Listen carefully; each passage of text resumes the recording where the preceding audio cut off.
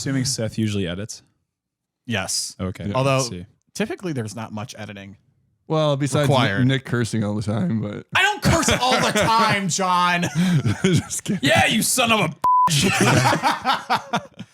No, that's that's good. That's probably gonna be bleeped out. So we just put like markers when people swear so that he can go back and like check it. Yeah. Although in our Shawshank episode, he did miss one of mine.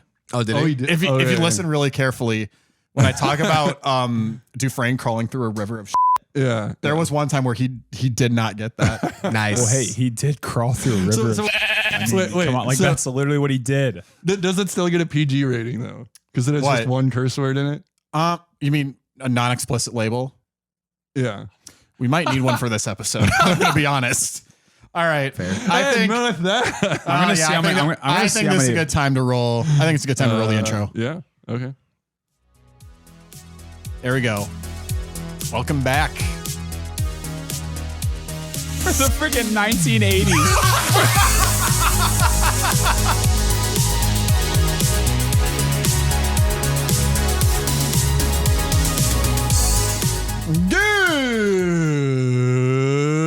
Good morning, afternoon, and or evening, everybody. Thank you for tuning back in and hanging out with us. As always, we are the Genesius guys. I'm Nick. And I'm John. And we are three Catholic dudes who love to talk about movies. Yeah, this is weird. Yeah. yeah. Seth wasn't actually able to fill in for Kyle today. Yeah. Kind of a bummer. Where was Kyle? Where was Kyle? Kyle was off causing controversy. Probably makes sense. Yeah. Just like we are about to do today with our two esteemed guests. If you're watching, then you can clearly see we are joined today. I guess if you listen to the intro, then you probably also know that we are joined by none other than Alex Estrella and Joe Amadon. Wait for it. Oh, shoot, it didn't work. Let's try it. It just sounded like it was really quiet. Let's try that. Let's try that. Epic failure. There we go. There's a story to that. There is a story to this. Specific instrument. Alex and Joe. Is there really a story Alex, to that? Alex and Specific Joe, welcome instrument. to the Genesius podcast. We are good. We are happy to be here. We're Indeed. very happy All to be right, here. so I think I should explain the story of the gong Of the noise. gong. Please do. Yes. So Joe and I were at sports night one night. What sports night? It's with the Cathedral Young Adults. play like sports and stuff on Friday nights in our area. It's really it's usually only like two sports. Nice. Yeah, It's just yeah, frisbee and volleyball, volleyball. frisbee. So Joe and I were playing frisbee one night, and we were playing on the same team, and I was throwing the disc, and I held the disc in front of my face like this, and I just said, just out of nowhere, I'm just like, cue the Chinese gong, and Joe I crumpled and was laughing for probably like 2 to 5 minutes. Oh my goodness. It was completely- so funny. I completely sacrificed to that point just because I found that so funny. so I found that, and so Nick decided then to go just on a rampage of every single time he saw me.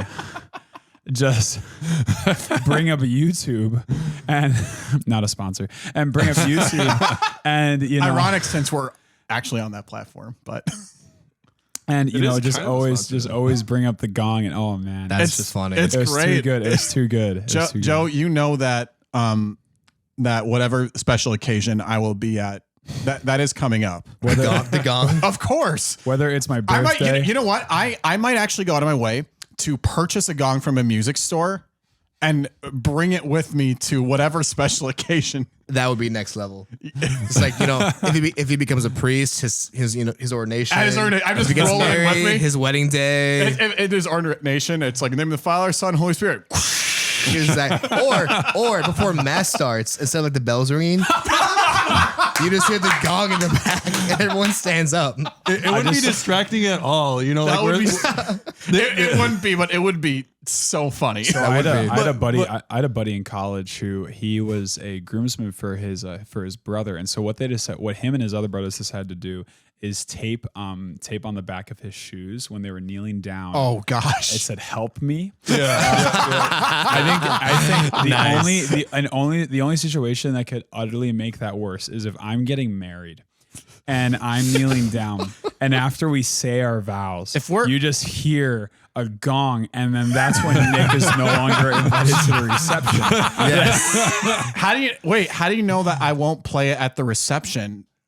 See, the most appropriate time. I might not look, Joe. I might not play at the wedding, but if that's true, you know damn well I'm bringing it to the reception. Well, no, that's fine. When you make your entrance, I'm just gonna. Well, you're gonna have to talk to whatever woman that's gonna be, because I mean she's gonna have much more of a say. Oh, Joe, I'll be so fine with it. Joe, you know that any woman that would marry you is gonna be all in on this. that and a ring pop for an engagement ring. Yeah, there you go. Hey, then you know she's true. That's when you know she's true. That's one of my favorite things to ask. That's one of my favorite things to ask people. Is I like ask people 2 questions, specifically young adults. First of all, if you like, if for a gal.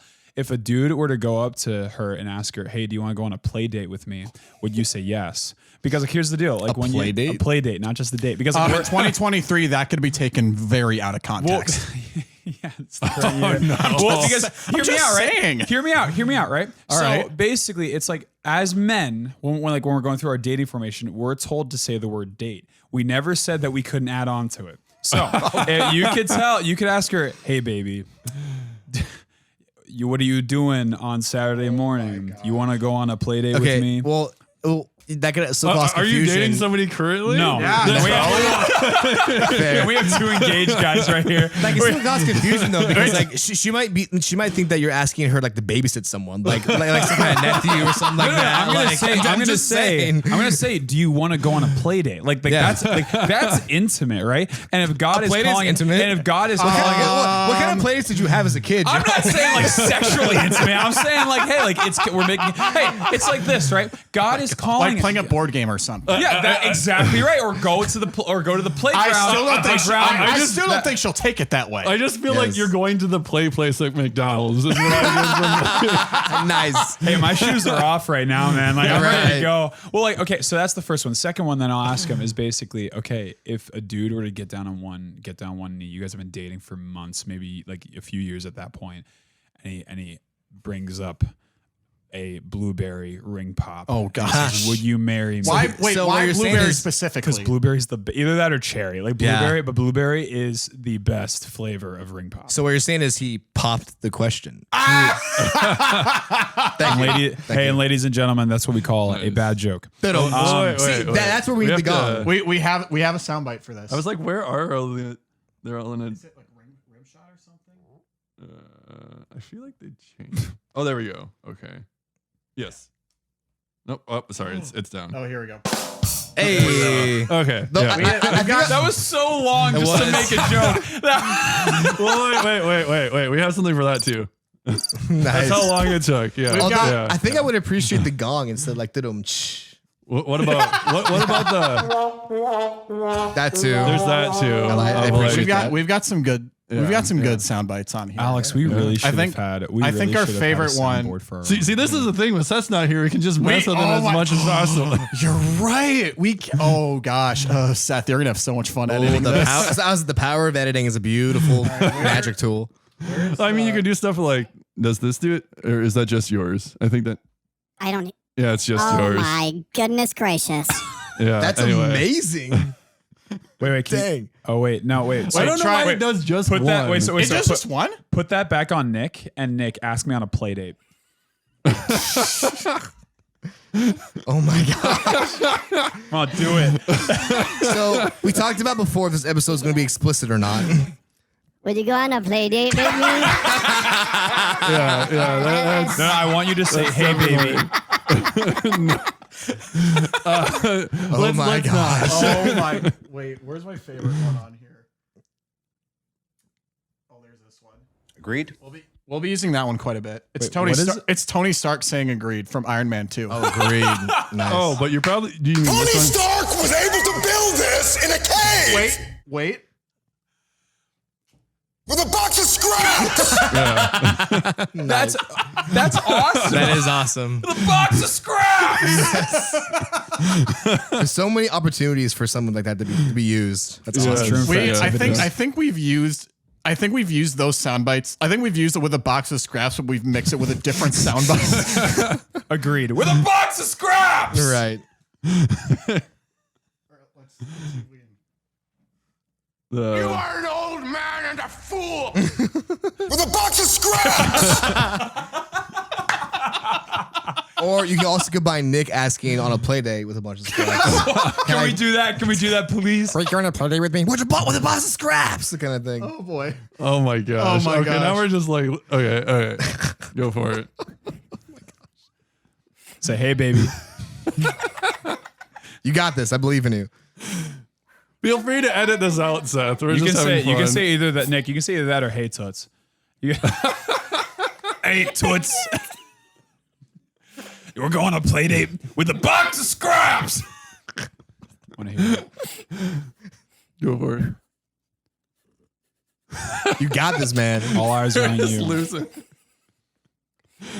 Hey, toots. Will you go on a play date with me? With a box of scraps. Oh my gosh. We're having way too much fun. We're having way too much fun with this soundboard. Okay. Oh my goodness. This might be our funniest intro ever. With a box of scraps. With a box of scraps. With a box Oh, of scraps. I'm actually crying. With a box of Oh, scraps. man. Anyway, so all right. So This is what happens when we're just free to use the board. yeah. Oh man. Never be trusted. Have fun, Seth. Thanks for giving us this freedom. Oh my With a box of scraps. Jesus Christ. But anyway, so as I alluded to earlier, we are not actually talking about a movie today, which is very different than what we usually do. But we are talking about a mega imperial franchise as a whole that the common folk would probably call Disney. Probably call. I want you to, Okay, I want to definitely ask, call. I want to I was ask, like, what else do they Nick, call Nick, it? Nick, what do you call it on a daily monopoly of basis? Disney, yeah. What do you call Disney on a daily basis? I think you could compare Disney to the Galactic Empire, if I'm being honest. To the Galactic Well, they're just Empire. acquiring everything in the world, basically. Unless Apple buys it, which that is very much something that could is happen. that on the table? It is. Yeah, it is on the table. Really? Wow. Boy, That's so wild. I Apple didn't know would that. acquire Disney. Yeah, that's kind of would- wild. That is crazy. Wow. There you go. Yeah.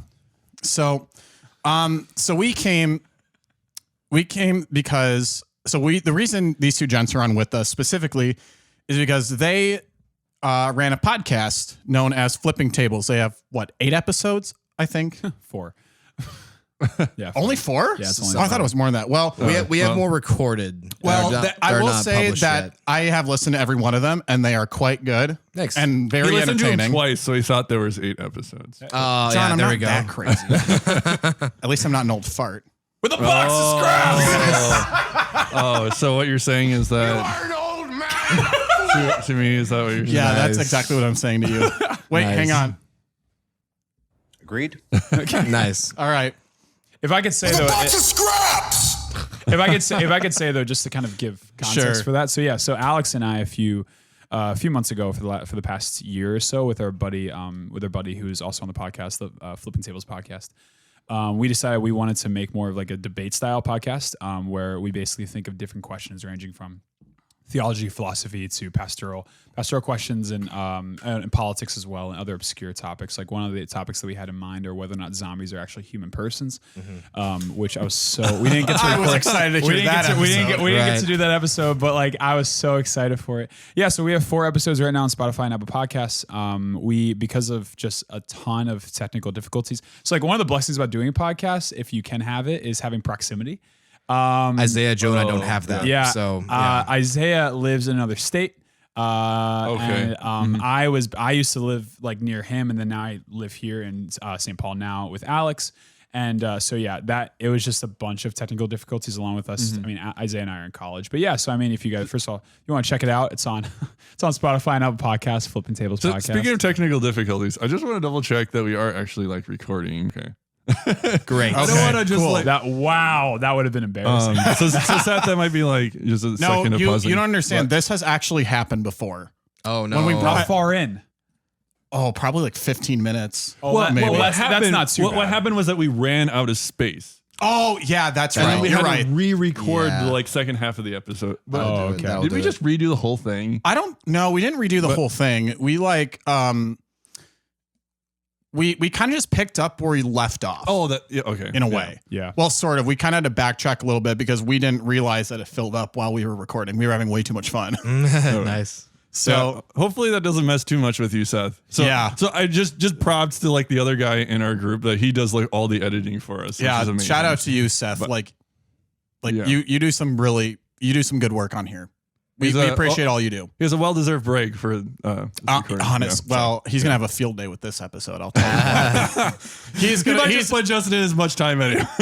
I kind of hope But- he plays it as just is because that again was probably some of the funniest banter we've ever had on the show.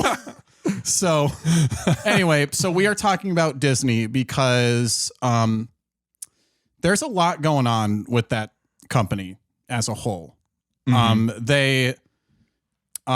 I think it's fair to say, and I think we're just going to dive right into it. But where the question we're going to answer is are Disney movies good to show your kids?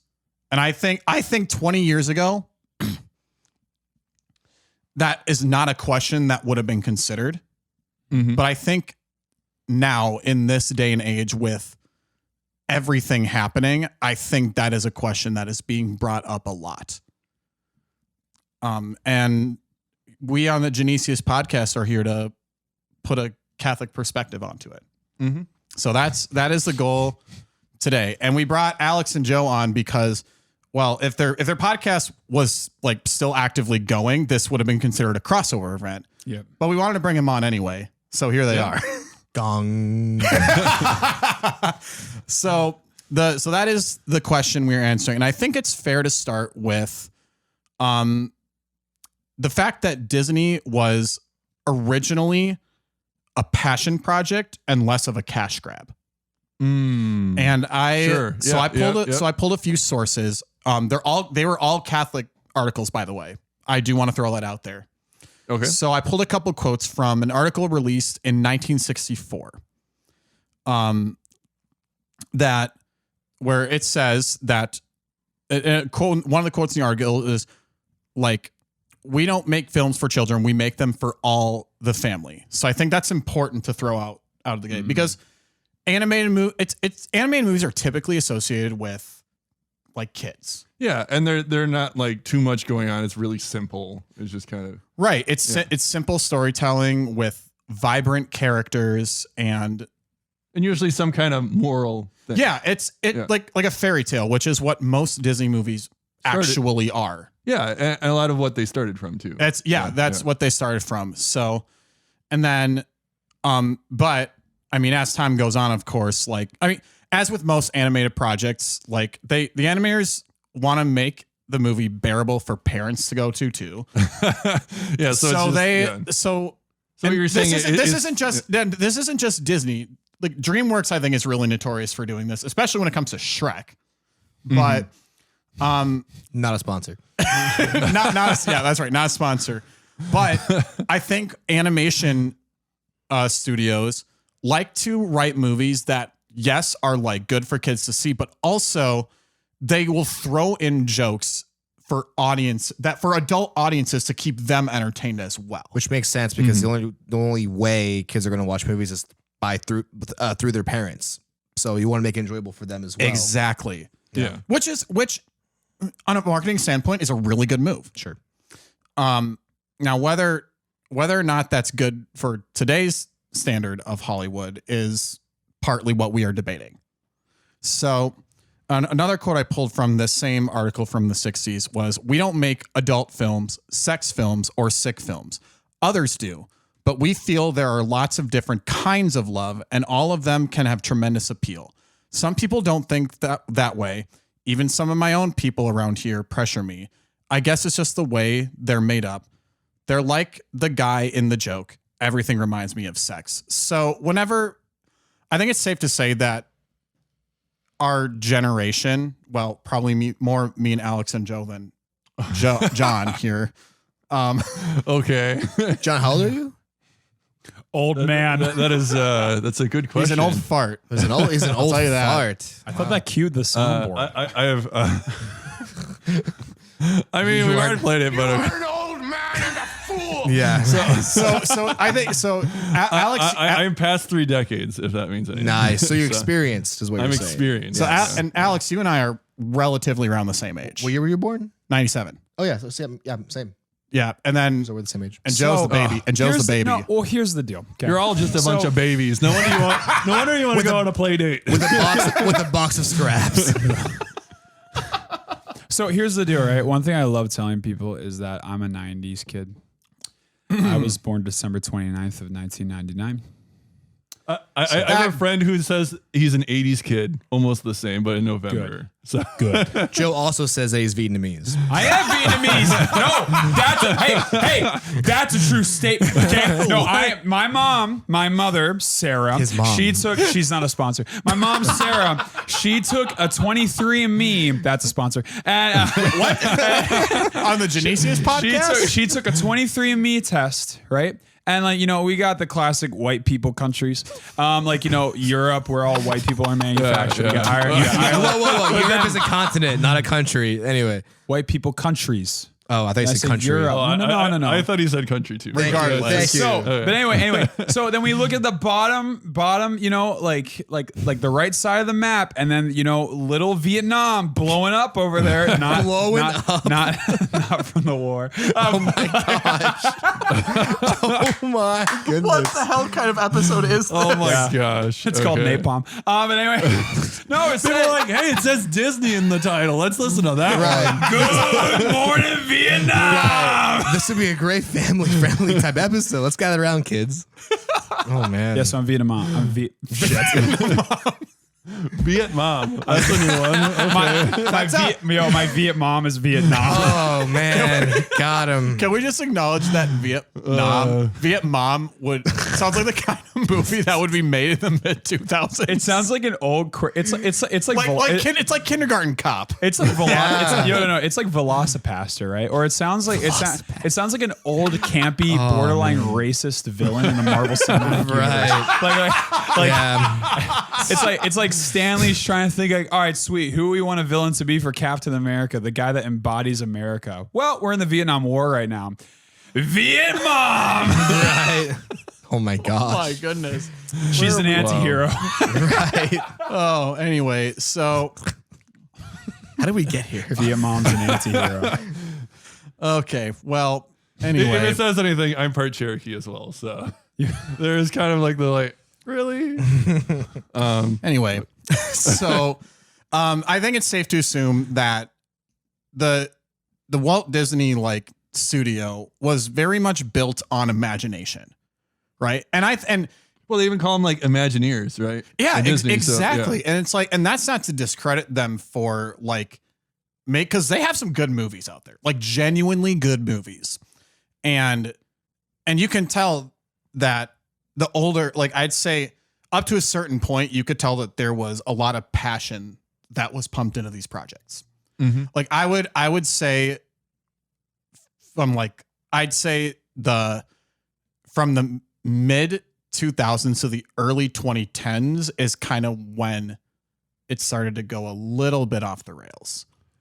I do think it kind of peaked in the 90s. Oh, in the 90s, yeah, absolutely. The 90s are when these movies peaked, but later on, when box office statistics became way more of a big deal, that's when you could kind of tell that what movies were being made for specifically a cash grab. Mm-hmm. So I do want to kind of put that out there that it's it very much it very much started on a really high note, because I think it is important to, within reason, of course, we want to have movies that spark the imagination and use fairy tales and stuff to tell good stories and put good morals on kids, which, as we will definitely get more into, has fallen very much to the wayside with some of the later releases. So, Is this like, do we want to start? yeah, let's. What do you guys think? This is a launching pad right here. I don't know how you normally structure, or if you just talk, or This is a very it's a pretty like loose structure. Like it's very discussion heavy. So Sure. you guys can chime in whenever.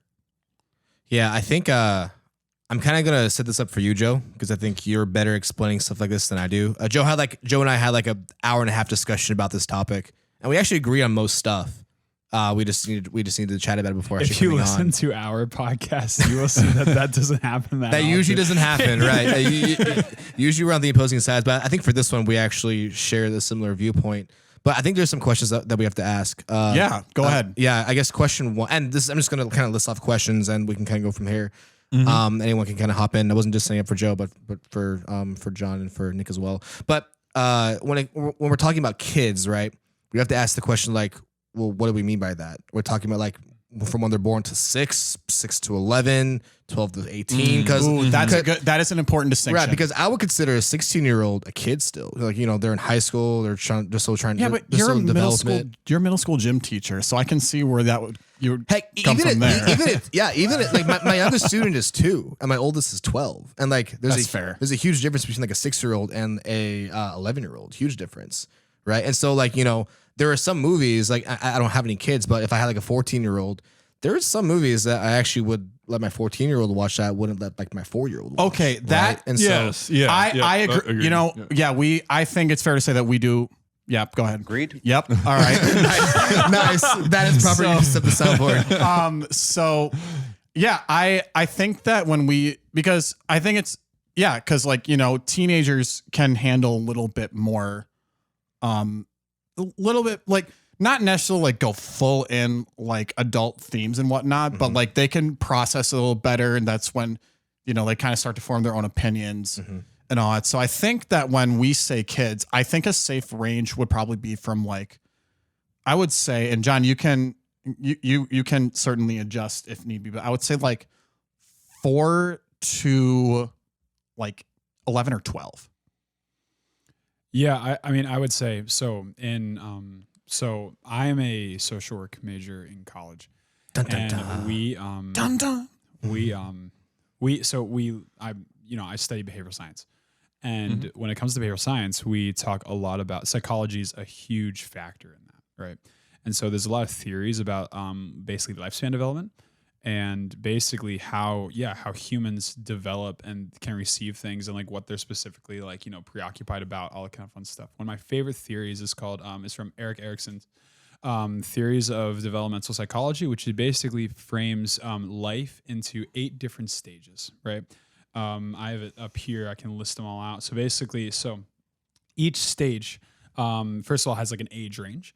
And within that age range, there's basic conflicts and basic desires that each one has, right? And basically through like common like human behavior development and psychological development, these are going to consist amongst all people.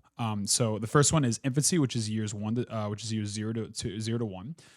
Then it's early childhood, which is 1 to 3, play age, which is 3 to 6, school age, which is 7 to 11, adolescence, which is 12 to 18, early adulthood, which is 19 to 29, middle age, which is 30 to 64. That's considered middle age? Yeah. 30? 30. So you're a middle-aged old fuck. So Man. it's middle age insofar as, first of all, we just know generally when humans die. So just from Okay, that I get you. standpoint, right? Oh. So like midlife crises, like it usually happens around 50, but it's technically a wrong use of the term. But anyway, So what you're saying is I should go buy a Corvette now. Exactly. Okay. All right. But so You'll be ahead of the game. the reason why it's Katie's going to be real happy with you. the reason why it's specifically these ages is because usually within these time frames, it like different things, different psychological developments usually occur. For example, anybody like their 30s beyond, well, like, it's up to different like scrutinies because of like individual situations. Usually these trends we see is, for example, with young adults, young adulthood, I just logged out, young adulthoods, their basic conflict is what's called intimacy versus isolation. Basically, young adults are desiring love. right? Versus middle-aged people, it's generativity versus stagnation. Basically, like you're trying to basically seek out care. Another way of describing it is like it's a contribution to be a part of society and a family, right? That usually, now obviously a lot of these like can like be more like, fluid and stuff, but nonetheless that usually starts happening at around around 30 and beyond, and not as much in like your 20s, right? So at least from a psychological standpoint. The reason why I bring this up is because it's really interesting that if you think about all the 8 stages, 3 of them are not, 3 of them are above the legal age of adulthood.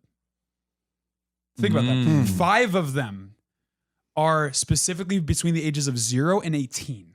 And that's like the development stages. That's the development stages. Yeah. So think about how much it fluctuates between the ages of when you're born to 18 years old. Right. You're literally going through multiple. So we need to acknowledge the fact that child and adolescent psychology is so complex, so unbelievably complex, where they're desiring different things. They're trying to basically bring themselves into the world, both with a dependence on their parents and family, but also an independence within themselves. That's why you see like kids at like 3 years old wanting to do things on their own and they don't want their parents' help, is because they want to have some sort of autonomy, right? And not like a vicious kind, but like a psychological autonomy of like you feel like basically that you can do these things. You're trying to form yourself as your own person. And so because of that, the real question, not just from a psychological perspective, because none of us are psychologists, but then also too, from just like, like a pastoral perspective, when it comes to this kind of question, we need to think about that in terms of basically where are kids at within their development.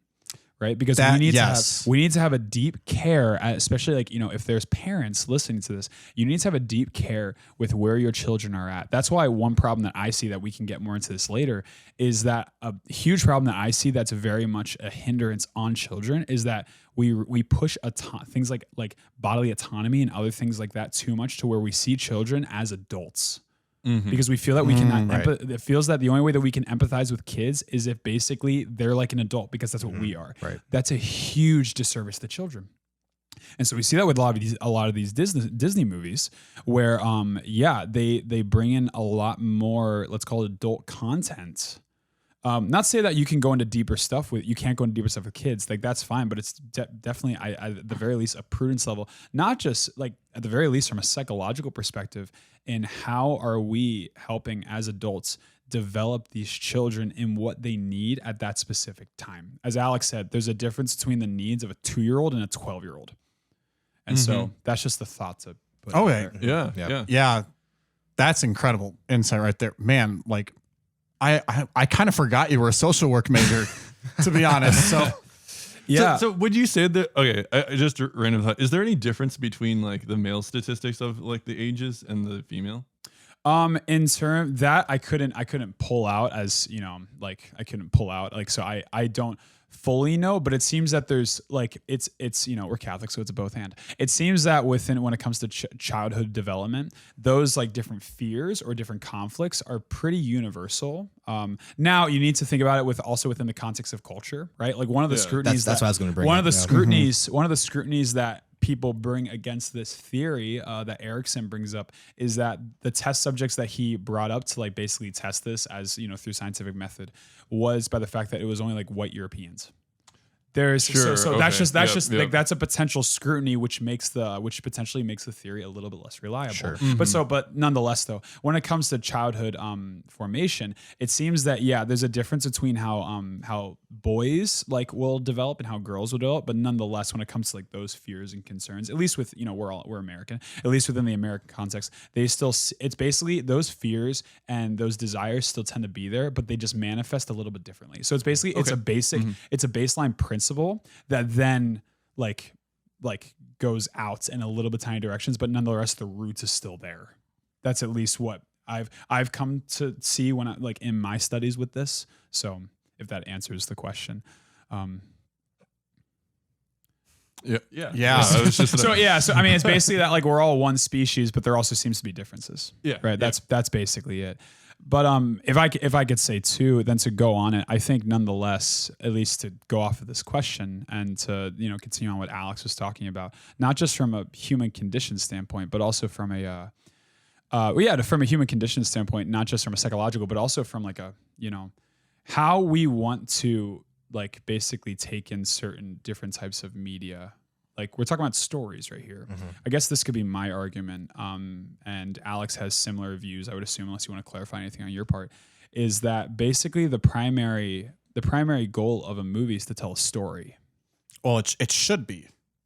Yeah. Least. And so that's going to basically bring up a lot of different facets, right? Right. I'm personally of the opinion that there's certain concrete attributes that a movie needs to have in order for it to be good, right? You need good writing. You need good setting. You need good character development and arcs. You need a good plot. You need a good villain, and the villain and the plot can basically go hand in hand right there. You also need to know your audiences, right? You also need to know that basically, you know, what you're trying to present, what message you're trying to present is basically wrapped up within telling a good story. An example of this, like we talk all the time about like how politics, like how people don't like politics.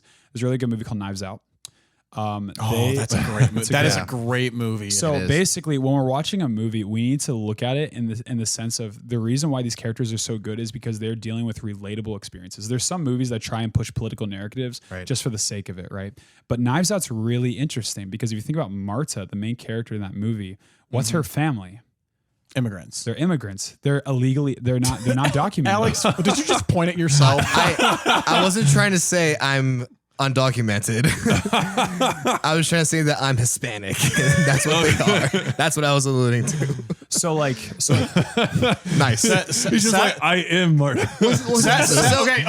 Seth, I really hope you caught that, and then you just zoom in on him pointing at himself as he's doing it. So I pointed at me when Joe asked, like, what are they? And then he started talking about they're undocumented. I'm like, they're frick. brown. Like, brown, yes. They're brown. Right. I was born here. My parents are from here. Kind of thing. So, where are they? Undocumented. The kind of thing. This got interesting real fast. Yes. But so basically, you know, how Knives Out went about dealing with addressing the issue of undocumented immigrants is they did it in such a good way where like it's a real issue that happens in our world, right? Especially in America, it's a hot button issue, right? But they inserted it in a way that made sense for the story. Right. Right. And they talked about it in a way where it elevated the story. It elevated her character arc, right? They weren't just trying to push a message for the sake of the message. And so the question when it comes to, because I think this is the bulk of it, is basically what messages are we like trying to share, like to anybody, like specifically our kids in this, is that like when a character is dealing with something, right? Like any kind of issue, and it has to be like a more political issue, does it make sense for that character to go through that with their arc? I think that's a great way because it's basically dealing with, we can relate to them within their human condition of seeing ourselves in them. Insofar as we deal with many problems in our life, political issues, relationship issues, philosophical, existential issues, religious issues, right? Are these type of things, does it make sense for the character and the story as a whole, or is it just something that's trying to be pushed and ultimately is not realistic? Right. I think that's the deep, and like basically then with Disney, is that appropriate? And is that something that basically is good for kids to be able to like enter into? Yeah, because one thing that I noticed that, at least on what I've seen in the Catholic world, what a lot of parents question is like they won't bring their kids to watch certain movies if it pushes certain agenda, which I can see the validity in that, sure, but sometimes we take it too far where like if there's any mention of anything, any kind of woke culture or any kind of leftist agenda, then we just shouldn't show it. And why? Because you're trying to avoid scandal. Right, you're trying to avoid scandalizing your child into normalizing certain sins, right? And I think you can do that. I think you can expose kids to certain movies that do have those kind of agendas that aren't inherently Catholic, without scandalizing them. A good example of this, and Joe and I talked about this yesterday, is Infinity War. Spoiler alert: Thanos wins, right? And Thanos won in a way that didn't promote genocide. Is genocide good? No. I agree. not. The way, so like Thanos was pretty front and center in Infinity War, It was. but they absolutely made a point not to present him like have He's his, definitely a flawed character. right. And it's I think, and you know, you could probably also say this for like Killmonger in the first Black Panther movie, where it's like the morality is there, like the intentions are like. And they say that the best villains see themselves as heroes. Right. Yeah, Right? and he's tackling a real issue. Right. Just the way he went about it. Sure. Right, Right. but in Black Panther, of course, like Infinity War ends on a cliffhanger, so Endgame could happen. But like with Black Panther, if you really think about it, who actually won the moral argument? And when we get to our Black Panther episode next year, obviously we're going to go more into that. But who won? Spoiler alert: who won the moral argument in the Black Panther movie? Killmonger did. Yeah. He opened up Wakanda. He did what They were Killmonger only wanted him focused to on do. themselves. Right. Yeah. Yeah, they weren't like he opened helping Wakanda, other people. He opened Wakanda to the rest of the world so that they can help their demographic worldwide and not just protect themselves. 100%. And that's kind of the point that I was trying to convey. Where like, yeah, sure, like you just. I guess the main point I was trying to push was like, just because a movie has like a certain agenda doesn't necessarily, as long as it works well with like certain character arcs, it doesn't glorify sin, because that's really the biggest difference, right? If a movie is straight up glorifying sin, then yeah, sure, maybe not show kids that, because that can teach that can affect their formation in a very negative way, I think. And so actually, this is kind of interesting. So in a way, I was just kind of thinking of an example that isn't like necessarily woke agenda, but Sure. In Lion King, right? I love Lion King. Oh, so good. Great movie. Pumbaa. And just the Hakuna Matata like message. Yeah. of that Every part. time that hey, Pumbaa, not in front of the kids. Sorry. So, but like them, it's kind of like that is kind of a worldly life, right? Yeah, that's right. That Simba goes into, and then it's just like, wait, like, but I'm actually called to more. Right. So it's Yeah. like it is showing Right. like there is other ways of pursuing life that aren't necessarily the best. That aren't like are kind of, they're not really in sin, but Right. they are living for themselves. So I think So- the point we are trying to, I guess, make here is that some of these like sinful things, or like living worldly like Simba did in Lion King, it's not like it shouldn't be portrayed necessarily as good. And you can correct me if I'm wrong here, but like it shouldn't be portrayed necessarily as like a good thing. Like we should obviously not be promoting just like basking in the hammocks doing absolutely nothing kind of thing, when there Kinda is sloth, obviously basically. right. Yeah. And when there's obviously a much greater calling that is for you that you should be pursuing, because it is for like good Yeah. ultimately. And like Lion King is a great example, because like Simba goes through a traumatic experience, Right.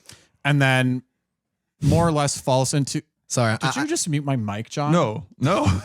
Sorry, I started laughing because I started thinking of like the Honest Trailers take on the Lion King. Oh, and when you said when someone went through trauma, like one of the songs to replace Hakuna Matata was Simba going like, "I went through trauma at a very young age," kind of thing. So, but yeah, so like he went through a traumatic experience, Yeah. and then chose to ignore it. right. And the movie doesn't play that as, yes, run away from your problems. It portrays it because he does.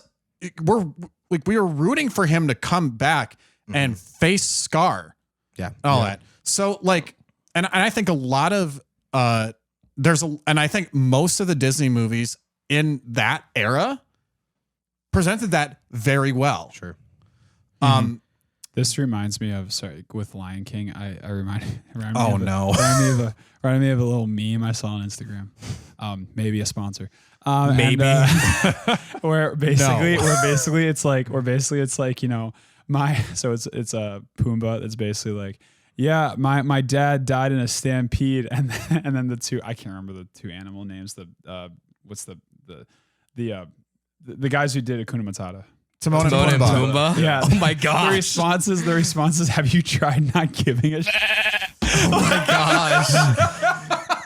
That's basically so funny. That is the movie though. That is exactly what Timon and Pumbaa do. honestly. But so Lion King 1.5 is such a great movie. Agree. But so- It's such a great movie. and so Such a good movie. Nick and Alex, to with you guys' point, is that on the flip side, why do we have villains and why do we have a plot?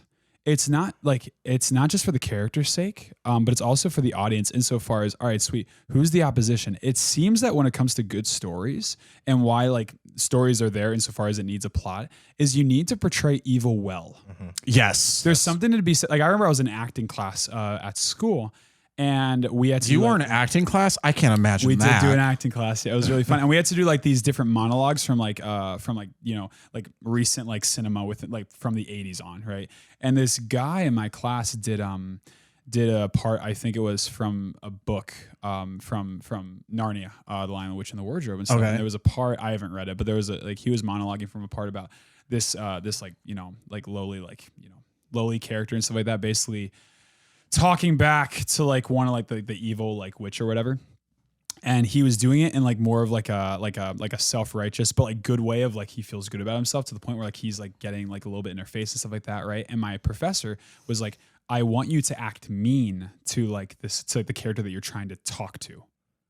And the guy in my class was, I don't want to do that. And my professor was like, why? And he was like, because I don't want to do that kind of evil. And he found it to be a problem. Yeah. Because when it comes to telling stories, like, yeah, we need to ultimately have good win out because like or at the very least, Flannery O'Connor would talk about when it comes to writing a good story, at the very least, hope and redemption need to be offered. Right. Not received, right? But offered. And so with that, but like a part of that is that if there's redemption, that means there's going to be suffering and evil. And so evil needs to be portrayed well. And so with kids, going back to it, the question is basically, how can we not only present the good in a good way that doesn't seem to be pandering? Because if you're just trying to basically uplift and soften up good where it just looks too obvious, it just comes off as like really fake. Yeah. But a part of the reason why heroes, why they're so attractive, is because within their own personal agenda of them trying to strive to be good, they struggle through that, right? And on the flip side, how can we see that evil is portrayed? And so like when it comes to kids, it's basically those elements need to be there with any story, regardless if it's in a like what kind of like movie it is. But with kids, the question is basically how far to the extent should evil be shown if it's being shown well? Basically, like how should it be shown, knowing that it has to be presented well? Like you need to do sin and evil really well. So in a way, like you're showing it but not glorifying it. That's the difference. Yes. Yeah. Okay. I'm absolutely on board with that. Yeah, Like the best. I mean, if we look at some of the best movies of all time, like for me, I think the original Star Wars movie is one of the greatest movies ever made. It is inherently, like, to the basic building blocks, it's a good versus evil story. Yeah. And it's very clear who's good and who's It's evil. very clear who are the good guys and who are the bad guys. But what's different in Star Wars, what makes Star Wars so unique, if we think about Listeners, this is not a Star Wars tangent because technically this falls under the Disney umbrella. It does, yes. So think about how Luke looks at Darth Vader in Return of the Jedi. Yeah. He sees good in him. I mean, not initially. Not initially, but like, But there's a he gets to that like from point, episode 5 to episode 6, there's a transformation. Like his whole goal is to help him, help people see the good in Vader and ultimately try and save Vader. Yeah, and see that he can right? be redeemed. But Vader is a dude that you can see, especially in episode 6. I think one thing that's not talked about that much in episode 6 is that he really struggles with the dark side like we've never seen before. Right. It's so evident. It's crazy too to think about just within context of Star Wars, how it's like basically there's so many other people like Ahsoka, like Obi-Wan, who have tried showing him a different kind of path, and every single time, like in Rebels or like episode 4, episode 3, the Obi-Wan series. John, we don't usually get this deep into Star Wars. I love it. I'm all for it. I mean, I haven't even seen Rebels, so Like, Oh, John. Good series. but like there's times Great where like series. there's times where even the closest people to Anakin are trying to show him a better life from the dark side, like Ahsoka and Rebels. Oh, it's so good. And basically he just doesn't even look like he's going to side with them. No. His son comes along that he barely even knows. But because of his sonship, and because that man actually consistently saw good in him, that's when he turned. It's because they're showing evil well, but that then evil can fall. And I think that can happen not only from just like a fraternal, like father-son type of thing, but also in different things. And this is what like we have a problem with Disney with, is stuff like woke culture of like, you can see that people like have these different ideologies. That's why I said earlier too, how like not like, we need to basically, like when it comes to telling stories and telling movies, we need to present these like different ideologies as the fact that they are real lived experiences, right? There are people out there who believe in like woke ideologies. So how are we going to present them? And so that goes to Alex's point, and maybe a little bit of pushback that you guys might have, which is basically like, just because they're in there doesn't necessarily mean it's bad. Right. Insofar as like, yeah, we need to we need to basically portray all walks of life, depending on what the story is, right? Like we need to portray people of all walks of life and see it like as they truly are, right? Show the good from the bad, show the good and the bad. And so like that's a different thing to go to Alex's point of like just because it's in there doesn't necessarily mean it's like you gotta cover the kid's eyes. Sure. Like yeah, and it's so sorry, go John. Just to your point of like villain characters and whatnot. I've like what do you think of like the tightrope that you have to walk for something like what is it called, the like Cruella de Vil? Oh, cool. The 101 Dalmatians. Oh, Yeah. No, but like Anti-heroes? but they made a movie like based on the yeah, or like Joker. But right. basically putting iconic villains into a protagonist position. Yeah, but like you can see because like there is a thing where like they are still a person. There is like a depth of like that they can be redeemed, but like at the end of the movies, right, they become the villain of the like Cruella de Vil becomes the villain of 101 Dalmatians. Like how does it? Yeah, so so going back to Flannery O'Connor, she says that basically redemption needs to be offered. We also need to think in the context of like the human person, where like how do humans generally act, right? If there's so many bad things, like for example, right, like coming from human behavior classes, like we see that there's like so many risk factors that can lead to other events in life. For example, if a kid grows up in an abusive household, right? Like let's say the parents are like physically abusing him and stuff like that. The dad's not the best. That's much bigger of a risk factor for that child to then be like in prison for like a completely different thing like later on in life. He's more likely to commit to deviant behavior, right? It seems to be like trends like that, right? So like when it comes to presenting different characters such as Cruella or like just different like falls from grace, Macbeth is another great example of this. Those are real stories. Now I think there's a time and a place. I think there's also just, there's a type of attitude that we ought to have toward those in terms of what audience are we trying to watch to these kind of things. But like nonetheless, I think it's like at the very least, like if some form of redemption is being offered and they reject that, I think that's really powerful because it shows that they have a humanity and they are real, tangible characters that we can relate to. There's a certain way of how to write those characters and a good way of how to write those characters. And I think that's a different question. But I think nonetheless, at the very least, I'm personally not like as I think that those characters can be good to portray. But I guess my question is like from a like showing that because it's like a child story. Sure. Right? Like, yeah. like I would not say 101 Dalmatians is like an adult movie and then like they take a character because like for instance, you could say The Godfather is like somebody who's continually chooses the wrong choice. Yeah. They have so many opportunities out of it. Yeah. And it's like his downfall, right? But which you could say is maybe glorified a little bit in that movie. But anyway, that's outside of this context. But what I mean is like that's an adult film. Sure, that's an adult film. No, it's good. Okay. Like an adult can watch it and be like, oh, he's making the wrong choice. I think I don't know if a kid necessarily knows if like Maleficent is like Maleficent. Making the wrong choice. I think So I think there can be because like there's a difference between like you're making a great point where like there's a difference between empathy within an adult and a child where it's like like if you try and like basically reason too much with evil then like you're gonna more likely to go into it. Yeah. And kids have a harder time discerning truly what that is. So I agree with you where like, I think there can definitely be a case made where like, maybe that isn't appropriate and stuff. I think it depends on, like going to your audience. I think within this case, kids, I think it's like basically showing, I think here's how it could potentially, I haven't seen like Maleficent or anything like that. I haven't seen either of them either. So like, I think here could be a way that it could be presented. It could be, let's say that like you're showing that the character is having a fall from grace, but you're showing that you're presenting it in a way where that fall from grace is bad. Right. For example, Thanos, right? Thanos, honestly, I'll tell you what, if they made a solo Thanos movie, I think that would have been awesome. So cool. I mean, in a way, Infinity War just was a side point. kind of that. Because he was basically the main character in Infinity War. That's true. He was definitely the main character in Infinity War, 100%. But so what they did in Infinity War, which I thought was really interesting and really well done, was that you were getting more of a glimpse into who he was and why he wanted to do the things that he did. Right. Yeah. There was a sense of empathy that you had for him and wanting to commit genocide.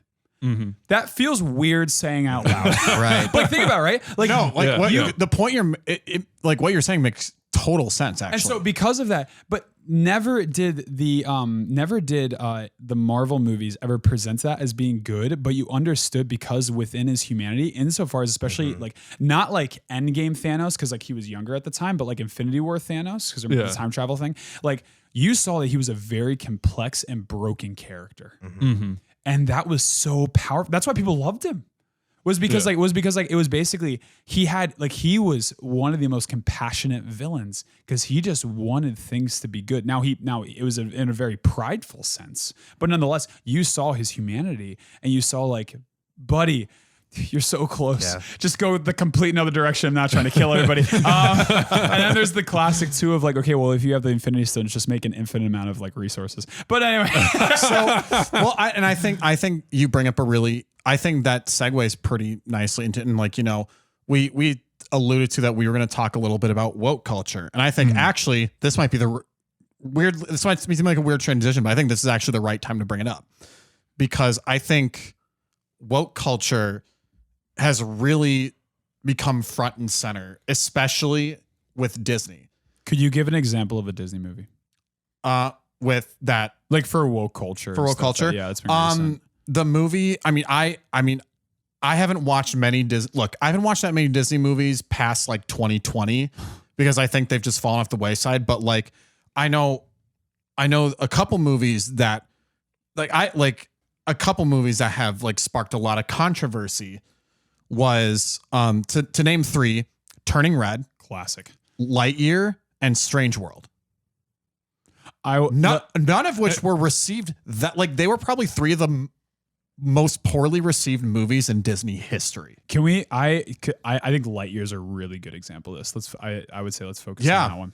But yeah, go ahead. So Lightyear was interesting. Have you guys all seen Lightyear? I have not. I did watch Lightyear, yes. Okay, so Lightyear, to kind of give a brief synopsis, to kind of go back to one of your guys, basically what your episodes usually are. To give a light synopsis, if you have the box office stats, let me know. To give a brief synopsis, it was basically, so it's the real story. So it enters with basically saying that Andy played with a toy named Buzz Lightyear. It's based on like the story based on this movie. Yeah, it's based on this movie. In the show. Yeah, which is kind of cool. Not gonna lie. It's a cool concept. Nah, sure. But right. I'm gonna a tad bit too meta for my taste but like anyway. So basically, it starts off with, you know, Buzz, so like this Star Cadets, I think. Basically they're trying to find like they're trying to find different life on different planets, all that kind of fun stuff. And Star Command. Yeah. So basically, so you know, Buzz is a pilot. Lightyear, Star Command. So, exactly.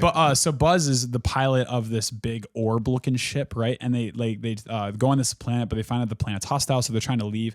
And then basically, Buzz accidentally, you know, makes a wrong maneuver while he's piloting, like damages the basically the hyperdrive in the ship, and they're basically like he time travels forward. So a lot. So they're basically marooned on this planet. So now they're trying to basically refigure out the hyperdrive equation. And so basically, as Buzz keeps going, keeps trying to test the new hyperdrive equation with like whatever they're using, it's the theory of space relativity, where basically he tries to go around the planet and do it again, but every single time it fails. The thing is, though, he stays the same age, but on the planet they age faster. Yeah. So there's that, right? And so they're trying to figure that out. Buzz's best friend experiences same-sex attraction.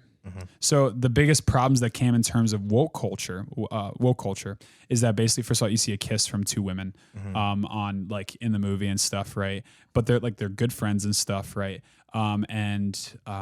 You know, it's basically also just Buzz trying to basically fix this himself, all that kind of fun stuff. And at one point, you know, she dies, like his best friend dies, and then, you know, the movie keeps going.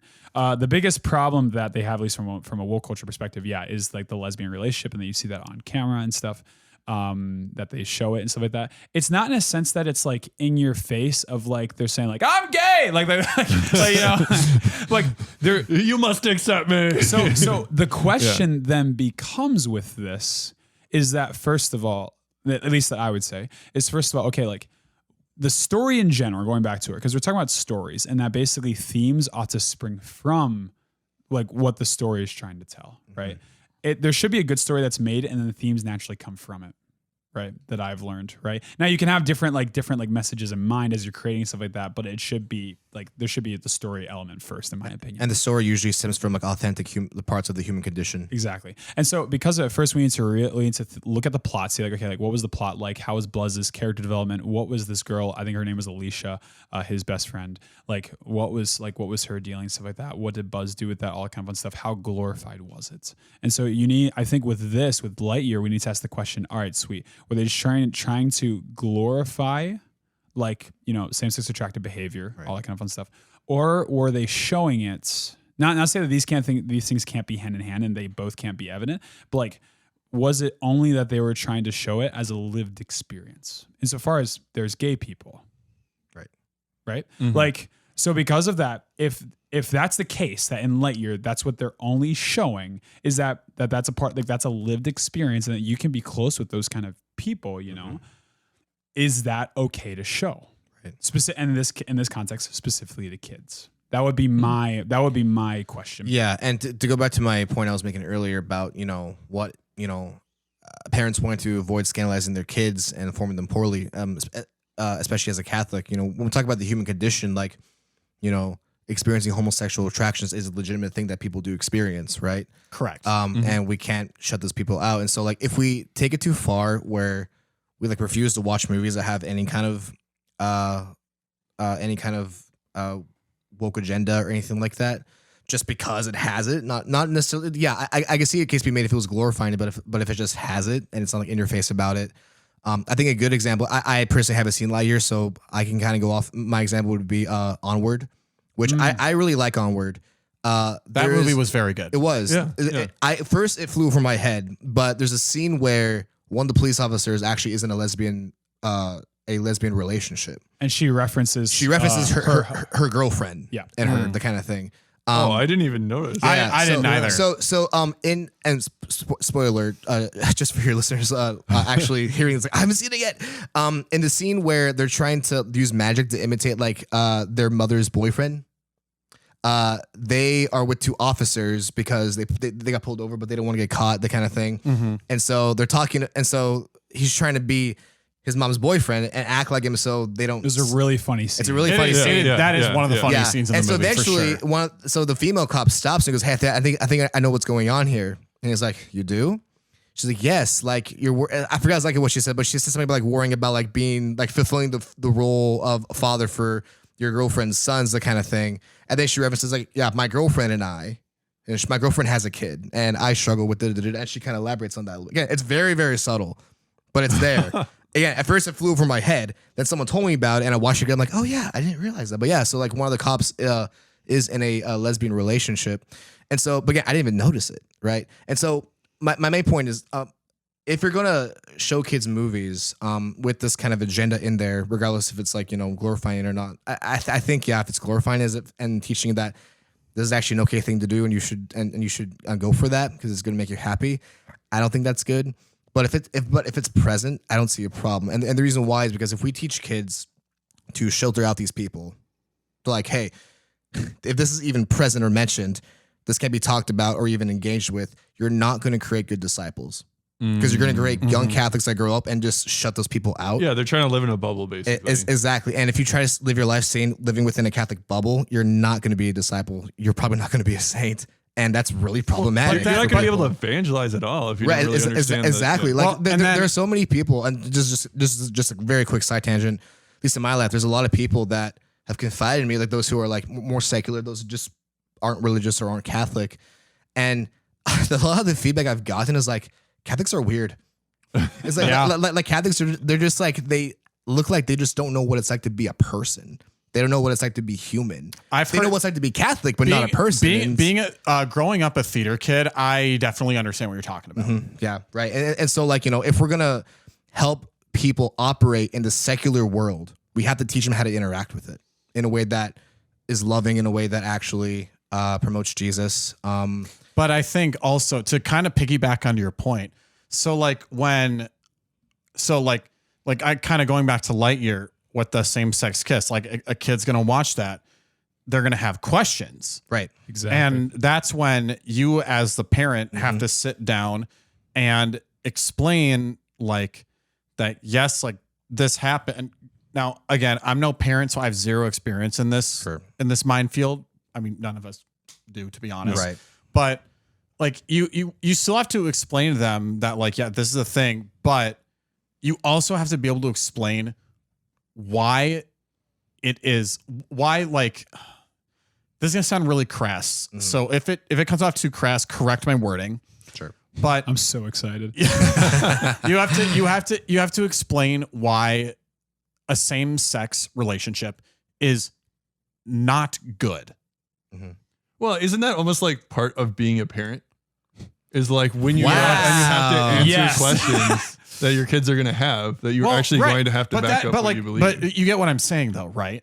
No, Yeah, no, exactly. yeah, You want- you 100%, need yeah. to like parents are the first Teachers. teachers Yes. for their children. So because of that, it's like to go off of Alex's point. Yeah, basically, you need to be able to like kids need to have a proper exposure to the world. That includes all the crap that comes with it, right? Right. Not to live in that, right? Because but I do think that there is a, I do think that there is like I mean, granted, it's kind of all over the place because you're getting stories like parents who are deciding their kids are like transgender or homosexual and whatnot, which is awful. yes, I want to put that on the table. Like that is an awful thing that like if there are parents that are doing that, that is terrible. That is not how you raise your kids. Well, what I mean, Again, I'm relating not back to a his parent, kind of but, study, like- even like Yeah. kids are changing so much. How are they going to know exactly how they feel at a certain point to make it permanent? Yeah, you can't Exactly. you can't give them too much autonomy too soon. Otherwise, they're not going to be formed. They're not going to actually know who they are because they're going to just grow up in this chaos, and that's going to cause so much trauma. kids are dumb. Yeah, So okay, Seriously. there's a reason why their development. So going back to Erickson, there's a reason why like their lifespan development is so shifting because they're learning so many new things. Like Alex and I were talking yesterday about how a lot of kids are really insightful, and a lot of kids kids pick up on a lot of stuff all the time. they do. It's true. There's yeah. a difference between that and learning how to reason through it. Right? So- like the fact that we're having this conversation right now, no child could have it as like a child could have it as like, okay, what do you like? We asked a kid, what do you think is good? Like, what do you think is appropriate for you to watch? They're not going to say, well, it's dependent on the villain and the story. They're gonna say what they think is cool. Yeah, that's Right. exactly right. Exactly. Right. So because of that, it's like, and there may be some kids who are like, yeah, they gotta have a good story and stuff like that. I really like that. They might go more in depth, but the fact that we've been spending the last hour or so talking about like what makes a movie a good movie and like how do we properly expose people to certain elements while not glorifying certain sins. Like, yeah, kids don't know about that kind of stuff, right? And so because of that, to Nick, to your point, there needs to be a sense of guidance. I think so. From a practical standpoint, I would encourage all parents, like especially if you have any kind of reservation for a movie, the parent should watch that movie first. I mean, push comes to shove. Yeah. You don't have to show your kid any movie. No. Right? So it's like that's the other thing too, where it's like, how can I like invest in Disney and stuff and like show my kids when there's so much crap out there? Don't show them. Like, So, you okay. don't have to. I do think this comes Yeah. in a context of like each kid individually, because I think sometimes like let's say there is a kid that is 13 and maybe there's a movie that isn't appropriate for them that's PG-13 or like I think it is on the parent to individualize like what. So I'm actually really glad you brought this up because I want to reference another article that I found in here. And so I've talked to and I'm going to take a wild guess and say I'm probably the only person in this room who actually decided to watch the movie Turning Red. I've seen a lot of analysis for it. I know the basic plot. Okay, and stuff. I know So- the plot too, but you're okay. You're the only one who's So seen it. I though? have not I have seen watched it. the movie all the way through. I just haven't seen it because to me it just didn't look entertaining. I didn't watch it for any not. reason. I'll tell you what, the animation does look pretty good. It just looked very smooth. That's It about- looked- like the fur looked pretty. That's about accurate. all. In my opinion, that's about all it's got going for it. Okay, But this is what. that's like Pixar though. Like they always have good looking animation. Well, Okay, I mean, sometimes. anyway, Most of the continue, anyway, continue. so this article I found, and this was from March 22nd, 2022. So this was just after Turning Red. By the way, a movie that never went into theaters. It went straight to streaming. This is true. Which I think also has that's a whole other discussion Yeah, because right. that's like that does have an impact. But anyway, so this article, which is titled Disney's Downward Path from Vague Causes to Overt Ideology. I think that's a good time to bring this up. So one of the quotes I pulled from this article centered on Turning Red was, late February saw the release of the feature film Turning Red to the dismay of parents who believe that discussion of menstruation, sexualized drawings of middle school crushes, and the phrase, I like gyrating, have no place in a children's movie, which I do agree with. I heard a noise. You said and then you stopped talking immediately. So sorry. I have a potential pushback, but keep going. Okay. So then in early March, Disney CEO Bob Chapek requested a meeting with Governor Ron DeSantis to express his disappointment with Florida's new parental rights and education law, which if you don't know who Ron DeSantis is, he is a boy. We don't usually bring politics into this, but I think it's kind of necessary in a way for this topic. With this article specifically, Ron DeSantis is the governor of Florida. He is Republican. He has conservative values. And he's wants to run for president. Okay. Yeah. That's pretty out there. He is already like put out there like his candidacy. He wants to put that in. Anyway, I'm not well versed in political language, but so that's kind of how I'm saying it. Anyway, so he expresses disappointment with Florida's new parental rights and education law, which rather mildly prohibits classroom discussion about sexual orientation or gender identity in certain grade levels, namely preschool through third grade. By mid-month, it was announced that a same-sex kiss would be included in the upcoming children's film Lightyear, in part as a reaction to Florida's new law. Today, a vocal... Yeah. Nice. So that's why I think so when you brought up Lightyear, that was a reaction to this law. Yeah. To finish this quote, today a vocal subset, and by today it was like again, March of 2022. Today, a vocal subset of employees are demanding that Disney commit significant resources to advancing LGBT advocacy. Mr. Chapek has apologized for failing to do more in the past. So this is pretty big to bring up. Yeah. Because I think really like, like I said, Disney these days is very controversial. This kind of thing is why. Yes, I agree to a certain extent that this kind of thing is something kids will see. And they're going to have questions, and you have to figure out how to navigate that, especially in the secular world. However, with the intention of putting that same-sex kiss in there, basically being an act of rebellion, I think that speaks volumes about the direction Disney is going. Okay. Yeah, no, that's a good point. I think you need to look at because the artist of any kind of art, movies included, have a responsibility for their audience, for their audience, right? Not to the extent insofar as they can't ultimately control how people perceive, but there's a responsibility to how you are presenting different things. This being included in that, right? I think at least in Lightyear could have been a hell of a lot more egregious. I think that's just my opinion, but I would say with Turning Red too, I think you make up a good point, right? Like where it's like it was Pixar, right? Yeah, Turning Red is Pixar. For Pixar, from what because I watched a lot of analysis about it, right? Pixar, it seemed to be one of the more raunchy.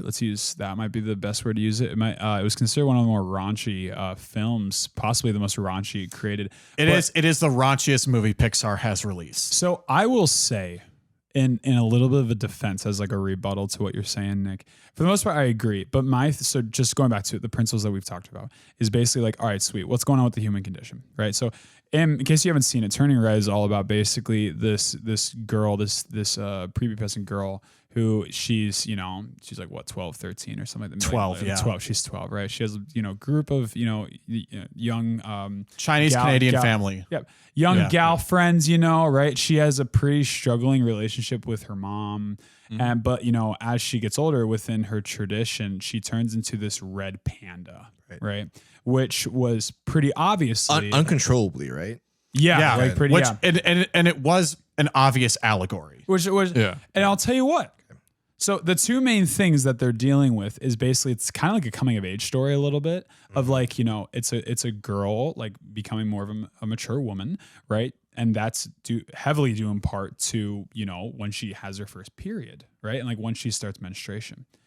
And so that's the first one. The second one is also like the big resolution is about basically her and her mom like trying to go closer, knowing that like there's always been within families a conflict between sometimes like the daughter and the mother, right? Mm-hmm. What I just described right there are natural like human experiences that happen. Now, there's a way of presenting that as what Nick is saying, but nonetheless, I don't think by inherently going into like, I actually commend Pixar for trying to bring up topics such as menstruation. So we talk about like what's appropriate for your audience. The fact that there's young girls that are around the age of like 10, 11, 12 that are starting menstruation. That's probably just like us dudes who went through weird like going on and, you know, and like, you know, for us when we started puberty, for Pixar to take on something like that, that's a taboo topic, but it's a very lived experience by every woman. Like, I commend them for that. Insofar as it's like, like you're trying to portray to your audience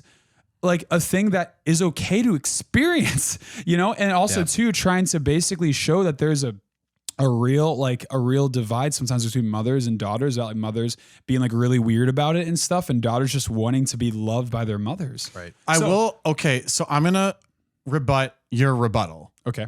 Because, and again, I'm saying this as somebody who did watch the movie. Okay. And you have two sisters, right? And I have two sisters. Like I have no brothers and I have two sisters. Okay. So I have, actually, I don't know where my experience with that necessarily relates to, but Well, I think I mean, it does just in this help. movie, in the context, it might actually help. So can I say one more thing just to give a little more clarity? Sure. One more thing is that, so what I just said right there doesn't automatically then justify anything that a movie can do as long as they have it in there. I want to make like that's two different things. Where it's like there's the main idea and the main message you want to bring across with your story, which needs to go hand in hand.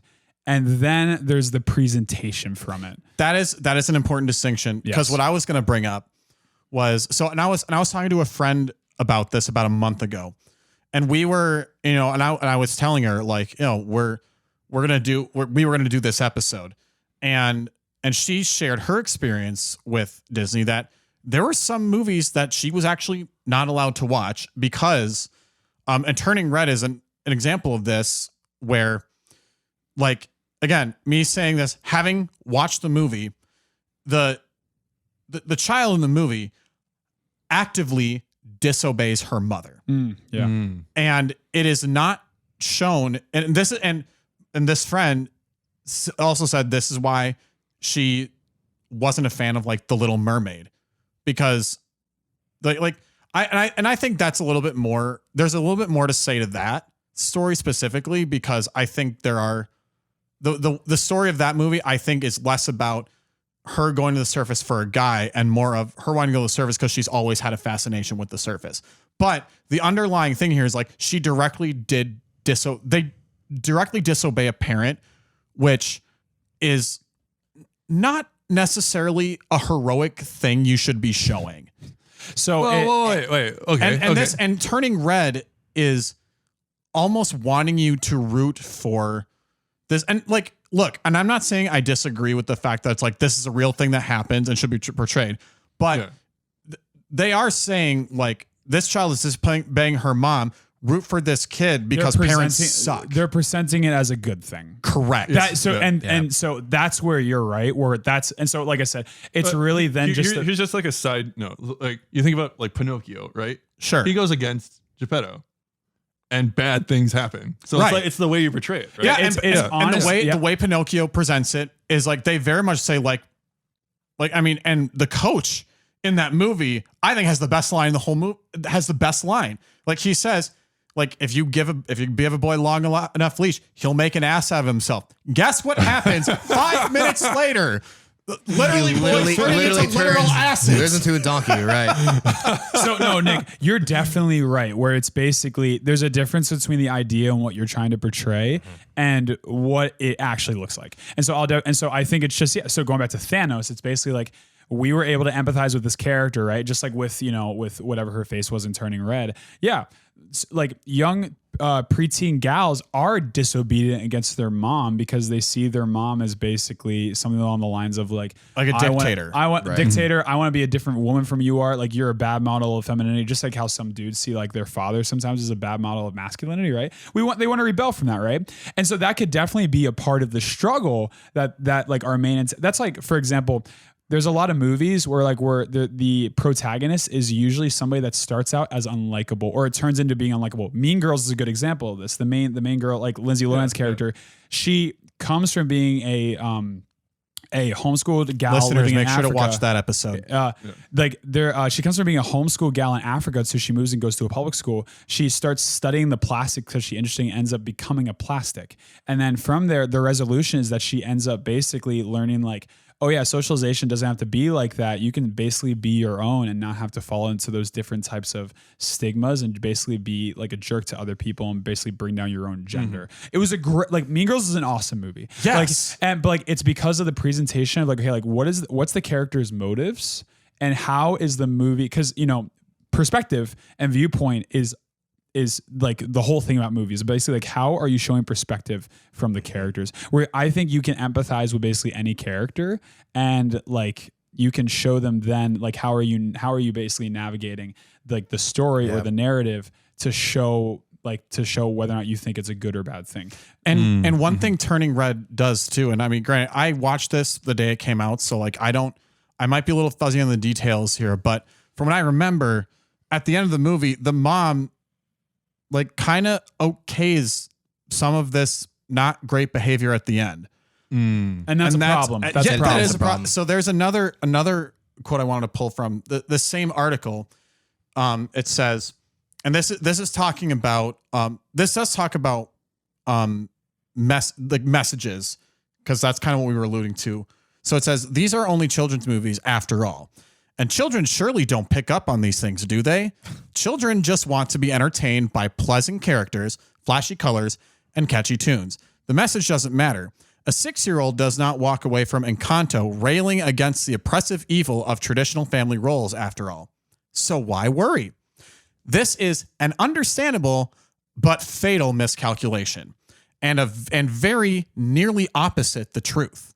As philosophers and poets from Plato to Dante to C.S. Lewis recognized, stories are a foundational part of a child's education. The story reflects the author's understanding of reality and recreates in the minds of the audience. As a consequence, very few things matter as much as the stories we tell to the young. They shape the child's identity, his notions of good and evil, and how he understands his place in the world.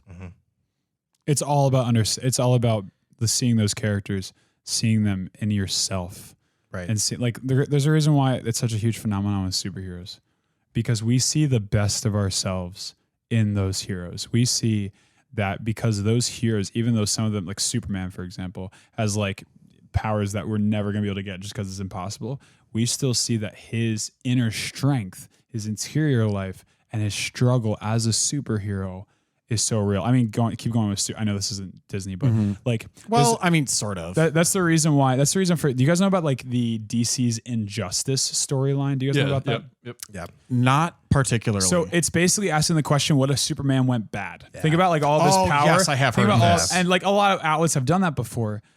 Superman usually turns bad because it usually happens that Lois Lane dies and stuff like that. And after that, he's basically an ends justifying the means type of dude, right? At that point, stuff like that. While it's never condemning what Superman's doing, we understand where he's coming from and we can build empathy towards that. And we see not only the strengths of our heroes, but also the weaknesses of our heroes too. And that's how they're so relatable. And that is, Right. And that's what I think, and that I think is missing largely nowadays. I would think, if you can see whether it's good or evil. Like, well, right, because I think at this point the lines are so blurred, and it even said, another quote I pulled off here too is, brief acquaintance with Disney's recent history leaves little doubt as to which path the corporation has chosen. The vague feminism and multiculturalism of Disney 1990s has given way to strident LGBT and anti-familial advocacy in the 2020s. And I mean, I think that's two things. I think it's, first of all, this might come off as a little more progressive, and I'm okay with that, is the fact that like times change, right? Not say that everything's justifiable, and not say, you know. Well, it's at least going to be like, if you're a part of the world at all, you'll notice the trends. You know, and like you can obviously see there's a difference in the storytelling between Snow White and Toy Story 4, right? Like you can see that there's like, or like, you know, between Cinderella and Princess and the Frog. Like there's different, like same elements are there, same underlying principles, but how it's presented, it's different insofar as like, you know, at the very least, different animators, different like storyboarders, but like also too, it's like, it's basically like a part of, if movies are going to portray a message, which like you said, it's for a lot of it's for the sake of education, especially for kids, is that like, it's going to be different messages dependent on what culture it's trying to reach out to and what within the timeline. At least within ours, we're in a postmodern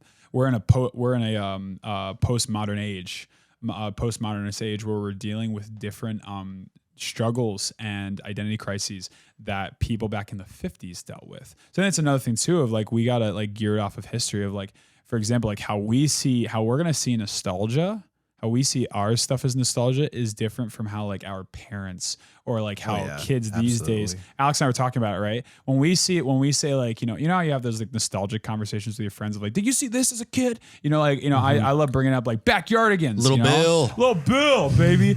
Other kids nowadays are gonna basically see it. Yo, you watch Paw Patrol, bro? Right. Like you know, so it's like it's a different historical context, and I think one thing that us, especially, I mean, because I'm assuming, at least if we talk about like politically, like most people are more on the conservative side, people that like, you know, listen to this kind of stuff. Mm-hmm. One thing that we need to basically be a little bit docile to is the fact that like times do change. Right. Some progression is fine. For example, we're not trying to remake the world into the 1950s. That's right? really like, good. It's like, yeah. And so, for example, right, like as an example of this, and I think this is another reason. I don't think this is what you guys were arguing, but just people in general. One of the reasons why people were like concerned about Turning Red was because it like made the effort of bringing up things like menstruation. When in reality, it's not nearly as taboo now as it was back in the day. Yeah. And I think like that's kind of more stuff to be at the like when we're analyzing this kind of stuff, just because it's not back. Like, and I think it's really interesting too with the whole nostalgia thing. The reason why we grapple onto those is because they're in our most like our times of our most crucial development. Think about that, right? Going back to the theory, we gravitate and we're very big on certain things from our past because those are the things that are the most imprinted in us. And so because of that, it's like we need to think about it in context of bringing like our own lived experiences as kids, definitely that part of there, conserving those values that we've had growing up as kids. And also too, knowing that there's different needs that could arise that could bring, you know, potentially different types of solutions while still having like those core values of like bringing in redemption, bringing in hope, right? It's not like it's not totally conservative. It's also not totally progressive. They need to meet together. Just one context. We are at an hour and a half. Oh, sick. But I do think there is like one big point that we haven't really inevitable. tackled. It was inevitable that this was going to be a longer episode. I just think there's we kind of took that into account. Yeah. There's just one last point that I think like you're kind of getting on that like we haven't talked about that is like part of the Disney is like the factor of the Disney. The Disney. The Disney. The Disney. With a box of scraps. but I think there's just one big topic that we haven't really tackled that I just kind of like want to talk about a little bit. It's just like the factor of nostalgia versus like making new things. Oh yeah. Right? Yeah, that's like, yes, we don't want to bring back we don't want to bring it back exactly the 1950s. It is not the 1950s. Right. But like there is some things that are like, oh, there's some things that were good about that like should have stayed. That are kind of I think there has to be a balance of progression and tradition. Yeah. So like for instance, like what do you think about how they remake movies? Right? Of something that is done before. Like this is just what I'm kind of like we haven't really talked about. Dude, so and you might mean both, John. Are you talking about like remakes like they just like new actors for like previous characters that were done or like continuations of older movies? We sort of talked about this in our Kingdom of the Crystal Skull episode. Seth and I did. So one of the things like I'm kind of getting at is like, right, the Cinderella. You could start with that. Yes. It's actually a remake of like a Grimm fairy tales. Sure. Right. Like they made it into a new context. Way better than the original in my opinion. Well, you mean like the original story? Like the original 50s cartoon? Yeah. But what I get at is like, so they remade it into a movie. And then they remade a movie into they remade a cartoon into a live action movie. Yeah, but I'm just saying like there are some things that are inherently wrong about like the original take on it. Like, how do they fall in love and they get married after just one time? They fall in love in 3 seconds. She fits in a shoe, which truthfully could have fit literally any woman in the kingdom, and boom, they married. Speak for yourself.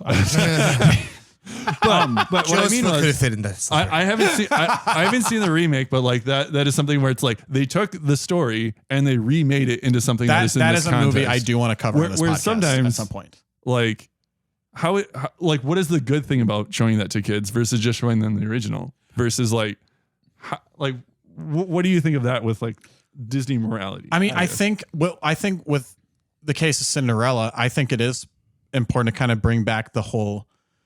One message I think it is important where I do think the remake is superior is that in the original movie, like this is kind of where the older movies this is something the older movies I think got a little wrong because they kind of set the expectation and like you have little girls that are expecting to meet their prince. I'm going to be real. I see this in dating in the Catholic community today. I'm not joking. I'm sure the three of you also have seen it in some cases as well, where they're and guys suffer from this too. I'm not saying this is specifically a female problem, but men can have this problem too, where they're just like, I'm gonna meet the woman or man of my dreams, and I'm gonna fall in love immediately. Yep, and that's an issue. That is a glaring issue in the original 1950s Cinderella cartoon because that's exactly what happened. She's just like, I danced with you once and I fell in love with you and I knew you the one. It's like, I'm sorry, it does not work that way. I mean, for some people it does. For a majority, like 90%, I mean, does not. So I would say, well, can I quick? Yeah, go for it.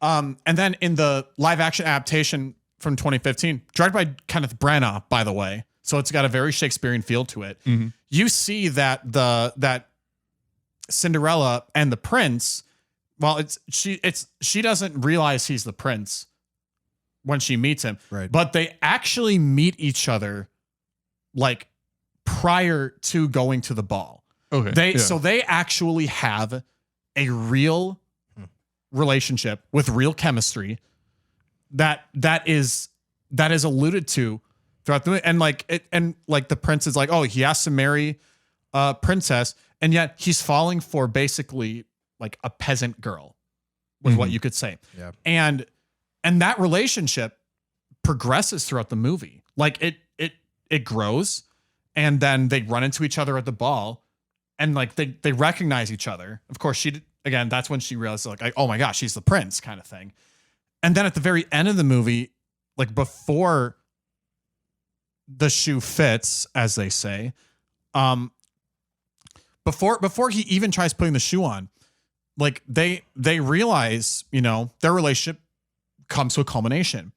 And she, now knowing he's a prince, she says like something along the lines of like, I am poor, but will you take me as I am? And her character arc throughout the movie is brilliant because they start the live action movie with her parents and then they both pass away like kind of early in the movie because she's with her step. Yeah, you have to get to the wicked stepmother and her wicked stepsisters. Yeah. And they show her characterization, and this does play into the relationship, I promise.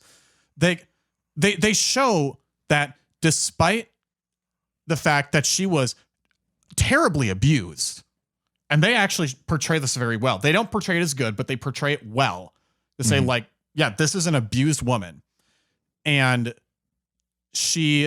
but her mother taught her to be like courageous and kind, right? That was established from the get-go. And she exhibits that throughout the course of the movie. And then she has that talk with the prince where it's like, I'm like, she's very humble and says like, I'm a poor servant girl. Like, will you take me as I am despite this? And he's like, yes, absolutely. And she turns to the stepmother and says, I forgive you. Mm. This is so again. So like so you guys said you've never seen the 2015 live action adaptation. Watch it. It's very good, and I think it shows the whole it shows femininity. I think in the truest way, and also we talked about the whole like strong independent woman thing. That this movie, I think, nails it on the head, where more modern movies nowadays just miss it because of like the third and fourth wave feminist movement, which is very disordered. Yeah. So sorry, Alex, you got it. Yeah, all I was gonna say is like, I guess to answer your question, John, I think if you're gonna remake a movie, you have to understand that, especially a movie that's like, you know, from a different generation, from an older generation, going back to the audience thing, you have to understand that the needs of your audience is now different. And so if you're going to portray, you know, the same kind of message in that movie, the same kind of moral principles, same kind of characters, yada, yada, yada, you got to understand that, you know, it's going to be a little different insofar as actors are different. How we portray good stories and our concept of that has changed and developed a little bit since back in the day type thing. So it may be portrayed differently, but I think as long as like you don't like destroy certain characters that you shouldn't destroy.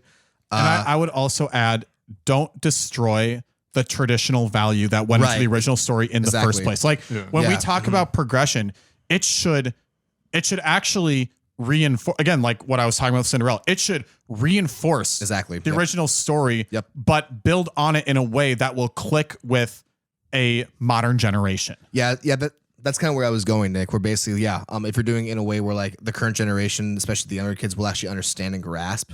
Because, you know, in reality, movies nowadays are made a lot differently than how they were back in the 60s, right? Yeah. And a lot of kids might find them kind of boring and dull because it's slow. It's slow because it's not, and short because it's not Star Wars how is it a is great now. example of that. Right, exactly. Yes. 100%. So like, as long as you don't like destroy characters, you amplify them, you amplify the story and the moral principles that they were trying to show. I think that's a movie well done. So I'm gonna make an example I'm gonna make two examples from music, right? So work with me here. Okay. So like when it comes to remakes, right? So you know how people do covers. Yeah. Yeah. Yeah. So let's start with the first one, right? So like so I'm gonna use one Disney. Let me use a Disney example. So that's fitting. Into the Unknown from Frozen 2. Good song. Right? Good song. Not the best movie. I've never seen Frozen 2. Yeah. Soundtrack is pretty decent. Soundtrack is pretty solid. I think Frozen 2 is better than the original. Thank you. I'm happy that some people have bad opinions here. So, Into the Unknown with Frozen 2 is an awesome movie, right? It's a really good movie. Not as good as Olaf recounting Frozen 1. That was the best part. Into the Unknown. Good song. Into the Unknown is a good song from Frozen 2, right? Panic at the Disco, which I think is a really awesome band. They did a cover, which is now just one person, Brandon Urie. Oh, is it just one guy now? Yeah. Oh, look at that. Well, so anyway, Into the Unknown. So Brandon Urie did a cover of that song, right? It was the same song, but it was a different type of presentation, but that was still showing the same nature or the intrinsic message and the intrinsic song that I was trying to do, just like a little bit different, right? That's the first one. Whereas to Nick's point, where it basically should be a it should have the intrinsic elements within the story from a movie, but just presented in a different way. And like, I think the presentation should be done differently in terms of like aesthetically. For example, the Disney remakes, like they're live action, right? Yeah. So I mean, like you could say, okay. And so because that would be a direct, just all it is a different media. Yeah. And so is Lion King. Right? And so because one gripe, wait, what movie, John? The Lion King? Meow. So, oh my god. So but I mean that's one where it's like Cinderella. I'm sorry. They added to it. Right? So yeah, the Lion King. It's like that is the exact same movie. well, so and I think so. I haven't seen the new live action, but I've watched a lot of analysis about it on the live action online. Lion King. Yeah, it's awful. And so they did an analysis on this video I watched on the voice acting. This is one of the reasons why I found why basically it wasn't as good. It was because so it was Donald Glover and Rihanna who were the main Beyonce who were the main voice actors versus the other voice actors from the original animated movie.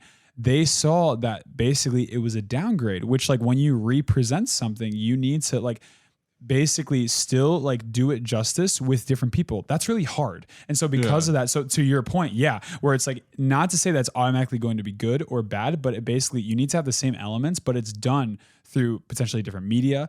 It's going to be done through different people, all that kind of fun stuff, right? So that's the first point. It basically like remakes have an obligation if they want to be good, which that should be a desire, is that like you're going to be doing different people. Well, when you make any movie, you want it to be good. Right. Yeah. Just saying. And so that's the first example, right? But then when it comes to like emphasis, like when it comes to changing certain things, here's another example from music, is that there's a song called ABCDEFU, right? It's like it's a song, I can't remember the artist who sings and stuff, but it's a really raunchy song. It's It's a like, song that exists that's with that title. Yes. Yeah. Probably. but it's basically so it's this girl in this song that is basically so it's like ABCDEFU and your mom, like, and it's like basically just like it's a breakup song, Terrible. right? And your sister and your Yeah, right. so it's a breakup song. There's another song that came out by the guy named Tyler Shaw. He basically, it's called ABCDEFU romantic version, where the lyrics in the chorus, let me pull it up. I'm on Spotify right now. He says, I'm just so into you. I want to let it all out. You're so perfectly fine. I could talk all day, but let me spell it out. ABCDEFGH. I love you still, and I know you. I always will. Isn't that cool? Dude, that's I should use that. Isn't that sick, man? But no, so my point with that, and to Nick's point, which I can agree with, I think when it comes to if you're making a remake, right? By the way, I don't think they're like necessarily cash grabs because, like I say, right, you're bringing. Well, so when it comes to covers, though, and it comes to remakes, you're bringing, insofar as it's a different aesthetic and you're bringing a different type of like swing to it, there's a type of freshness that that's why, like, for example, people argue when it comes to music, what's better, the cover or the original? I think the same thing could be said for movies too. It's just a different form of media. And so with that though, as to Nick, to your point, there's some things that I think you can change just as long as the original story. Yeah. Like I'm much more concerned if they're changing like intrinsic things from like what the main story was trying to tell versus, for example, Pinocchio, right? The original one, like they showed that the kids were like smoking cigars and cigarettes and stuff like that and drinking booze. And I watched this one too. In the new live action, they were smashing clocks. Which by the way is awful. They're smashing clocks, right? So like John, it's terrible. So It's absolutely terrible. The animation, like I saw just some clips. It's creepy. It looks, yeah, it's very creepy. But nonetheless, though, I think you can take different like external things that you don't as much need and switch them a little bit while keeping the same story intact. Kind of like what that song's doing, right? Kind of like what that, like you can make small little changes. Now that one's a little bit more of a drastic one because he's changing like the mood of the song. But nonetheless, though, I think you can take remakes and basically show it as a different type of like a re-representation of what they're doing. Still the same like, you know, ultimate narrative, but just done with obviously different characters, with a different style, with potentially different animation style. For example, the new Teenage Mutant Ninja Turtle movies that's coming out, right? They're doing it in a different. There's another one. Yeah. Yes, there is. Oh my god. They did. So that was my thought exactly. That franchise will never die. I'll tell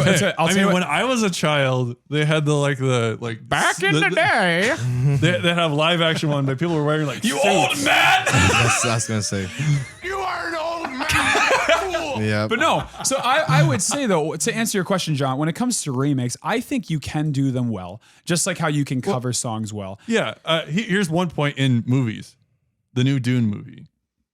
That I haven't They seen. remade that. I haven't That seen it. movie Anyway. is Alex, it's so good. But what I've heard, in comparison to the 80s one, which was just like good at its time, maybe? John, It didn't age well. No. you would know that, wouldn't you? I think a good example of I'm this sorry, I'm going a little hard on the jokes. It's fine. Nick, I know you mentioned that the new live motion picture, The Lion King, was bad, which I kind of agree. You know, I didn't think it was the best representation of the whole movie. But one thing I think, one scene in particular that I think they did very well, that they tweaked a little bit from the original, was the scene when Rafiki reintroduces Simba to his father again. So You might have to walk me through that. I only seen it once. So in the original, when Simba first meets Rafiki, he's in the tree, saying something in a language I can't say because I just don't know it. Right. So Rafiki's his own language, yeah. Right. So Rafiki's like very silly, and he was kind of. And he's got a glowing blue butt. Let's right. not. Is that well? He's a baboon, right? So they make a point to show it too. Right. Exactly. So good for them. So subliminal messaging. So in the original, Rafiki is telling him like, I'm not the one who's lost. You don't even know who you are. And Simba's like, oh, and you do? And he's like, sure do. Like, you're Mufasa's boy. And he like runs away like, bye. And so, so now Simba's like, wait. So now he's intrigued, right? And so he catches up to him, and Rafiki's just like on a rock, just kind of like meditating. And Simba's like, you know my father? And Rafiki kind of goes like, correction, I know your father, the kind of thing. And at first, I thought as a kid, even as an adult watching it, I thought it was kind of just like, a funny way that Rafiki was using to correct his grammar. Rafiki's like Yoda. Yeah. And so, there's that part. And like then original trilogy Yoda, of course. So then you shift to the new live motion picture, and it was the same dialogue, like Simba goes, I think hang on. So Simba goes like, wait, you knew my father? And Rafiki goes, correction, I know your father. Oh, that's so good. And that's a fair point. When I was like, I never caught that. Like, he wasn't just like in a very silly way trying to correct his grammar. He was saying, no, I didn't previously know. I know him now. You're saying in like the live action. You're saying in the live action there was more of an emphasis on the no. There was more of the emphasis on the no. That's okay. By the way, to call it live action is a bit of a stretch. It's basically a bunch of beautiful CGI. Semantics, Nick. So anyway, so then in the original, he goes and he re-sees his father, in the sky in this version of a cloud, which in the live motion picture, you don't see the figure of Mufasa, you just see a cloud and stuff like that, which I didn't see the biggest deal of, but it's a similar dialogue, but it's a little different.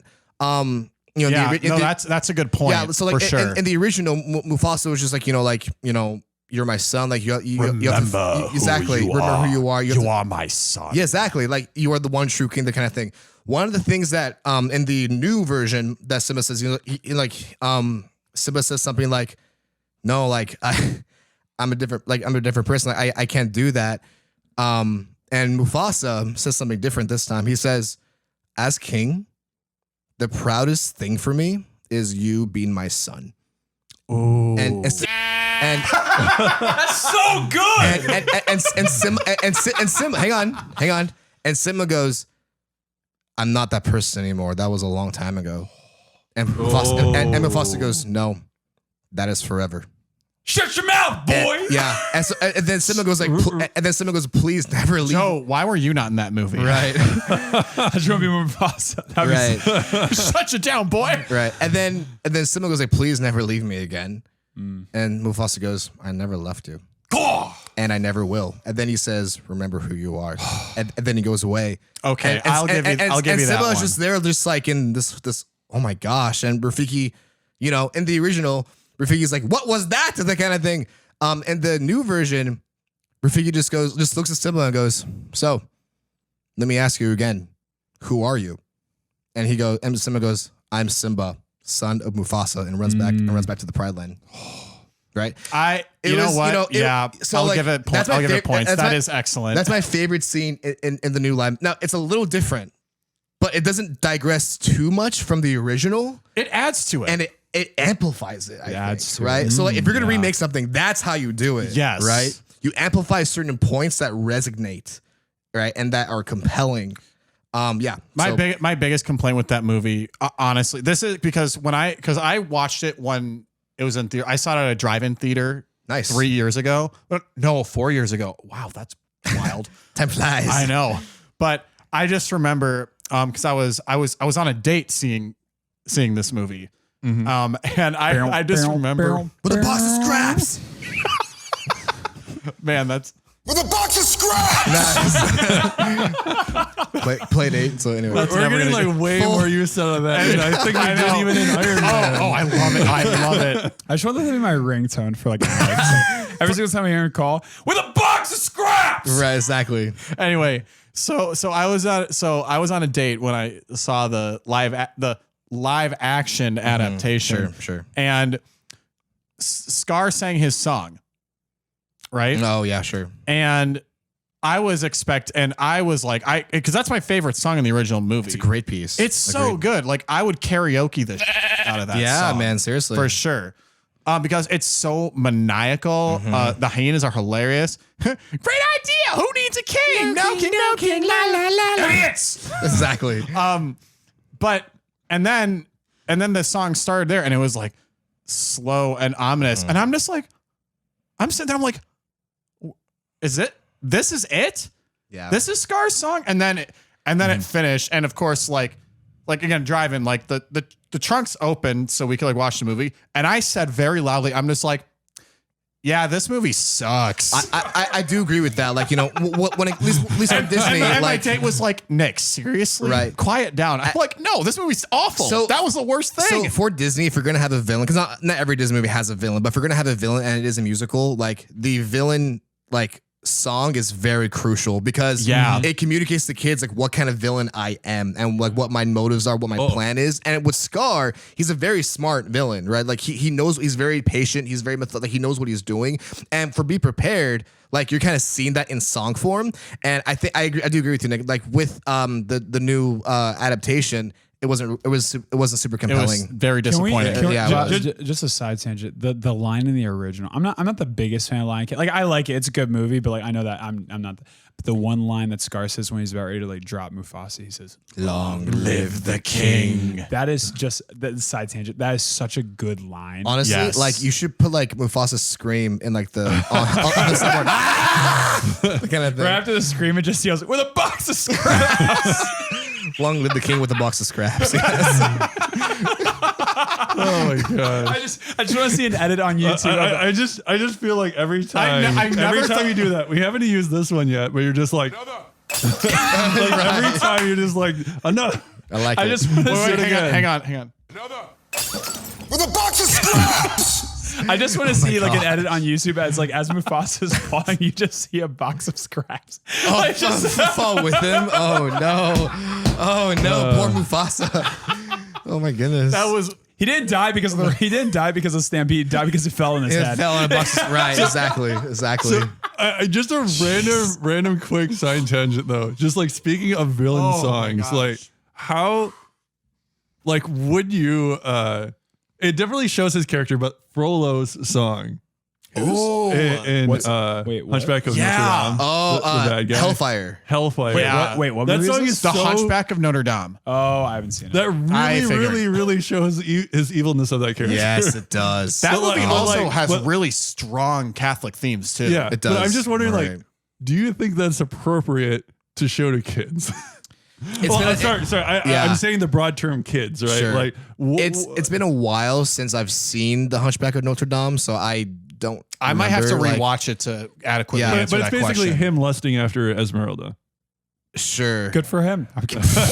I think it's fun because they're portraying it in a way they're portraying it in a way to show like this is the villain and like this is one aspect Yeah. of him that stems from him being the villain. So Joe, for that comment, I could say that your brain is full of With a box of scraps! nice. Thank Poor you. Joe. This is true.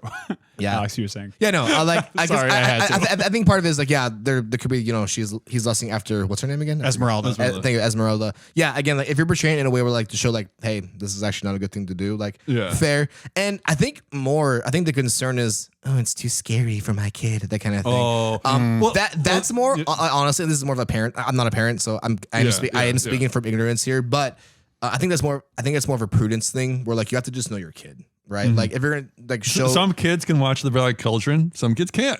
that's true. I That think movie's true. that movie's The Black Cauldron underrated. is actually decent. I think with movie. Hunchback too, because like that's a very in-depth movie. Like that's a very like there's some when you hear a villain in like it's a kids movie talk about like actually really evil things, there tends to be like a lot of it just goes over the kid's head. Right, Too. That's exactly. also Okay. just the Yeah, thing yeah, too. yeah. There's you that know? too. So I think Right. They just know that he's drawn in a certain way and he's really creepy. He's like, oh, he's the bad guy. Okay. Right. Yeah, Yeah. so- right. Yeah. Wow. Yeah.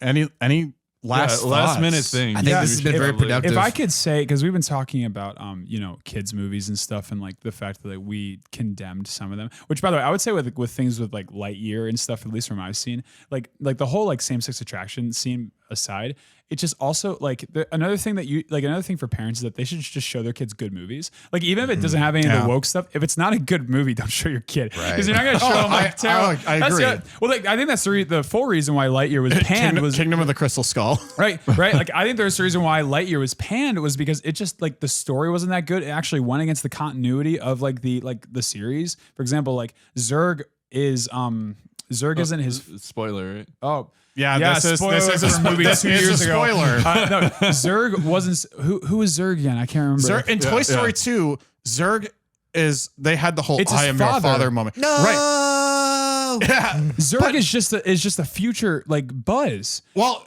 an alternate version of future Buzz. Yeah. Oh, so interesting. it's not even like for it's a continuity error. Yeah, it right? is continuity. Briefly alluding to the same sex thing. I'm sorry, that would not be overtly shown in a movie in the mid 1990s. Oh, that's historical context too. That's 100% right. And that's a huge thing for me when it comes to movies that are set in our world. Is that historical context is everything, and if you break that, and I think when they said like that was the reaction to it, I think that further sells that point. Yeah, it's like because that would never be shown in a movie in the mid 90s, let alone an animated movie. That's a great point. Yeah. That's a great point, especially too, because like even if you are for like, technically gay in that marriages, universe that would be live action. Even if you are for same-sex marriage, all that kind of fun stuff, still like you have to talk about like the details of like the movie stuff like that. Or just like it's just being dishonest. Like it's just like as you're saying, I agree. But to go back to my point, like I thought it would be good to like basically just kind of go over like some movies that would just be just solid to like. So I made a list with Alex and stuff, and so just a few. Oh yeah, sure. Yeah, so let's hear it. So I would say the Toy Story series, specifically like 1, 2, and 3. Yeah, 4 is kind of more controversial. Yeah, like I was gonna 1, say 2, and not 3. 4, Yeah. not 4. Like Toy Story 1 through 3, just solid movies. Agreed. Tangled is just people love that movie. I know Alex. I need to watch that one again. It's good. It's a good, yeah. The Lion King, as we talked about. Princess and the Frog. You want to get underrated. Very underrated. You want to get a strong female lead that has really good writing and like just likable characters. Princess and the Frog. Does this sound funny? I actually watched that for the first time last year. Is really it good? Yeah, it's a brilliant movie. The villain is so interesting. He is. Awesome. Yes. And in Princess and the Frog, witchcraft is portrayed as evil. Oh, Right. yeah. He gets sucked into it. Yeah. It literally consumes him. Yes, right. yeah. Right. Are you ready? That's a great song. Oh, yeah. All right. Sorry, wrong movie. The setting is great too. Just like It is. Yeah. Very good take on it. Frozen, I think like because Alex and I were talking about this, like Frozen is a good portrayal of the fact that like true love isn't just within relationships, right? People kind of got weird about how like they're lesbians, but like also like, incest. aren't they Like, sisters? They are they're sisters, right? But like no. True love are is weird. also. I mean, not Luke just, and Leia, John. George Lucas is also just a weird dude. Right. No, but I will give Frozen this. They definitely make fun of the whole falling in love at first sight trope. They do. Oh, they did a great job. I do appreciate it with their when like Chris was like, you met him in one day and you're gonna marry him. I'm just like, amen, brother. Yeah. Right. Another one I would say is Miracle. Yes. It's about, Oh, yeah. that is an odd. It's about the and I think in like the 80s or 90s. It's about Kurt Russell is a hockey coach. It's about the Yeah, United yeah. States. It's about the United States hockey team going like they're basically like just college students going against the Soviet Union, and it's just a great story about how like David and Goliath type of thing. You know, It's my fiance's family's like favorite movie. it's a great Oh, movie. nice. That is a good movie. Aladdin is just it's a solid movie. Like the animated one. Even the remake is the good. live action's pretty. The fun. remake is pretty Will good. Smith did a great job. I still have to watch that. Will- I haven't yet. I don't like the whole thing of like, well, it's not the original character, so therefore it's bad. mean, he's no. not Robin Williams, but like, yo, No Will one Smith is is no Robin one's Williams. gonna be Robin There's Williams. Ever. God rest his soul. Yeah, I was gonna say like I thought it was better that they just went a completely different route than trying to be like somebody trying to be Robin And Williams. it was one of It's those. like, It was that's not one gonna of those live action remakes that played well with modern audiences. That's what I'm Right, saying. exactly. I also appreciate the music in that movie. They had like the same songs, but they did it in a Bollywood style, which actually really worked. That for the makes setting. sense. That was the first thing I noticed. I'm just like, Oh, I love that. Also, not to mention taking out some of the racism. I thought that was pretty good. pretty neat as well. Fair. But like in general, even the storyline of that one. Solid. Yeah, Yeah. very yeah. I would say Hercules is a solid one. Good Yes, movie. excellent. Tarzan is the original Tarzan's a really good one. So like you do think it's appropriate for like Hercules that it's like depicting other gods? Insofar as I mean, are you? A fan of They play them as myths, really. Yeah. Well, I would say another thing. But too, it is weird that the first song is like the gospel truth, and you're like, Right. I think, no. I think part of it is they're trying to portray a culture. Yeah, Right? that's how they're not trying to help you build a worldview. And I'm not sure if this is on the list, and if it's not, I think it should be. One example of this is Coco. Like, I think Coco is a brilliant movie. Coco Awesome is brilliant. Right, and coming from a Mexican background, they portrayed my culture very, very well. I don't agree with the theology of my culture, right? Like, you know, so like the theology movie, I don't think is correct, but they portrayed the culture very well, despite that, right? So yeah, I think think about Lord of the Rings, right? Like think about like Lord of the Rings, they deal with things like magic and different like types of civilizations that aren't real. I think you can take different types. I mean, that's what. Yeah, and I think kids probably understand that more. And that's they're not going to be just like, oh yeah, here's Zeus up there, right? You know, I think Wall-E is a great wholesome movie. It's also, I think Wall-E is one of the greatest modern satires of all time. it's a great movie. They did a good job. I would say too, Finding Nemo is actually a really beautiful movie. Yes. like about a father's love for his son. I think it's just The fact that he went out of his way to find him. Yeah. the Monsters Inc. series. Like both the original and then also Monsters University. I don't think Haven't Monsters seen it, University is that great, to be I think honest. it's Haven't an seen it yet. awesome prequel. Oh my gosh! At the very least, it's a movie I think is good to show your kids. Like I think it's a fine That's movie to show fair. your kids, right? Yeah. Inside Out, I think is a really good movie Yes. too. That is very good. I think Inside Out is Pixar's best movie. Very to be in-depth. completely That honest. is a bold take. Yeah, that's it a is. hot take, bro. Yeah, it is. I would say Up is a classic. Yes. Up is such a good. Overrated. Hey, I think Incredibles is overrated. Hey, you shut your mouth right now. Whoa. Well, I mean, Because there's somebody who read Hey, comic John. books that I'm just like, okay. John, to be fair, The Incredibles is basically the Fantastic Four, Yeah, but done better. Well, Without a doubt. Without a doubt. It remains to be seen how the new Fantastic Four movie in the next couple of years is going to be. It depends on what you're like. Which Fantastic Four you mean? Like, if you mean like the live action movies in the early 2000s, I think Incredibles was better. Than Actually, that, I do have a soft spot for the original Fantastic Four live action movies. but I do think those are pretty good. I just mean like to me, it didn't like blow my mind. Like it seemed like it blew everybody else's. I still thought it was a good movie, I but still everybody's love like, Incredibles. it's the best movie Okay, ever but made. Incredibles my And I'm super like, suit. We did put Incredibles on this list. And these, Pretty good. I'm your wife. I'm the greatest good you're ever gonna find. Exactly. Such a good like we said, these are just movies that like parents can show their Yeah, kids. okay, just okay, just to keep that in mind, right? This isn't a Incredibles list. also has an amazing soundtrack. yeah. Michael that is Giacchino true. goes Yes. all out. And it's Agreed. Wait. Agreed? Another one is Ratatouille. I think Ratatouille is a great movie about self-discovery, about going against the odds, about, just about its great character development. The characters are so likable. That is one of Pixar's, like, that's some of the best writing Pixar has ever done. I love the line where Linguini's just like, the rat understands me. I'm not crazy. Wait a second. Yeah. Well, to backtrack, I want to backtrack to Incredibles briefly. Syndrome is quite possibly one of the greatest villains ever made. Syndrome's good villain. I do like He's one of the best villains in movie You history. slide doll. You caught me monologuing. I think Oh no. Elastigirl? You married Elastigirl? Oh, and got busy. Exactly. It's a whole family of supers. Although I think my favorite line from Syndrome, just a quick side tangent, is when he's like, when I'm old and I've had my fun, I'll sell my vengeance so everyone could be super. And when everyone's super, no one will be. Such a fantastic line. That tells you like this is all. This is his goal. There's a lot of depth within this villain, right? He's not just evil for the sake of being very- evil. He's a good right? villain. He's Yeah, a very he is. complex character. He is a very complex. I want to character, watch. right? I need to watch that movie again. Another, specifically not The Incredibles 2.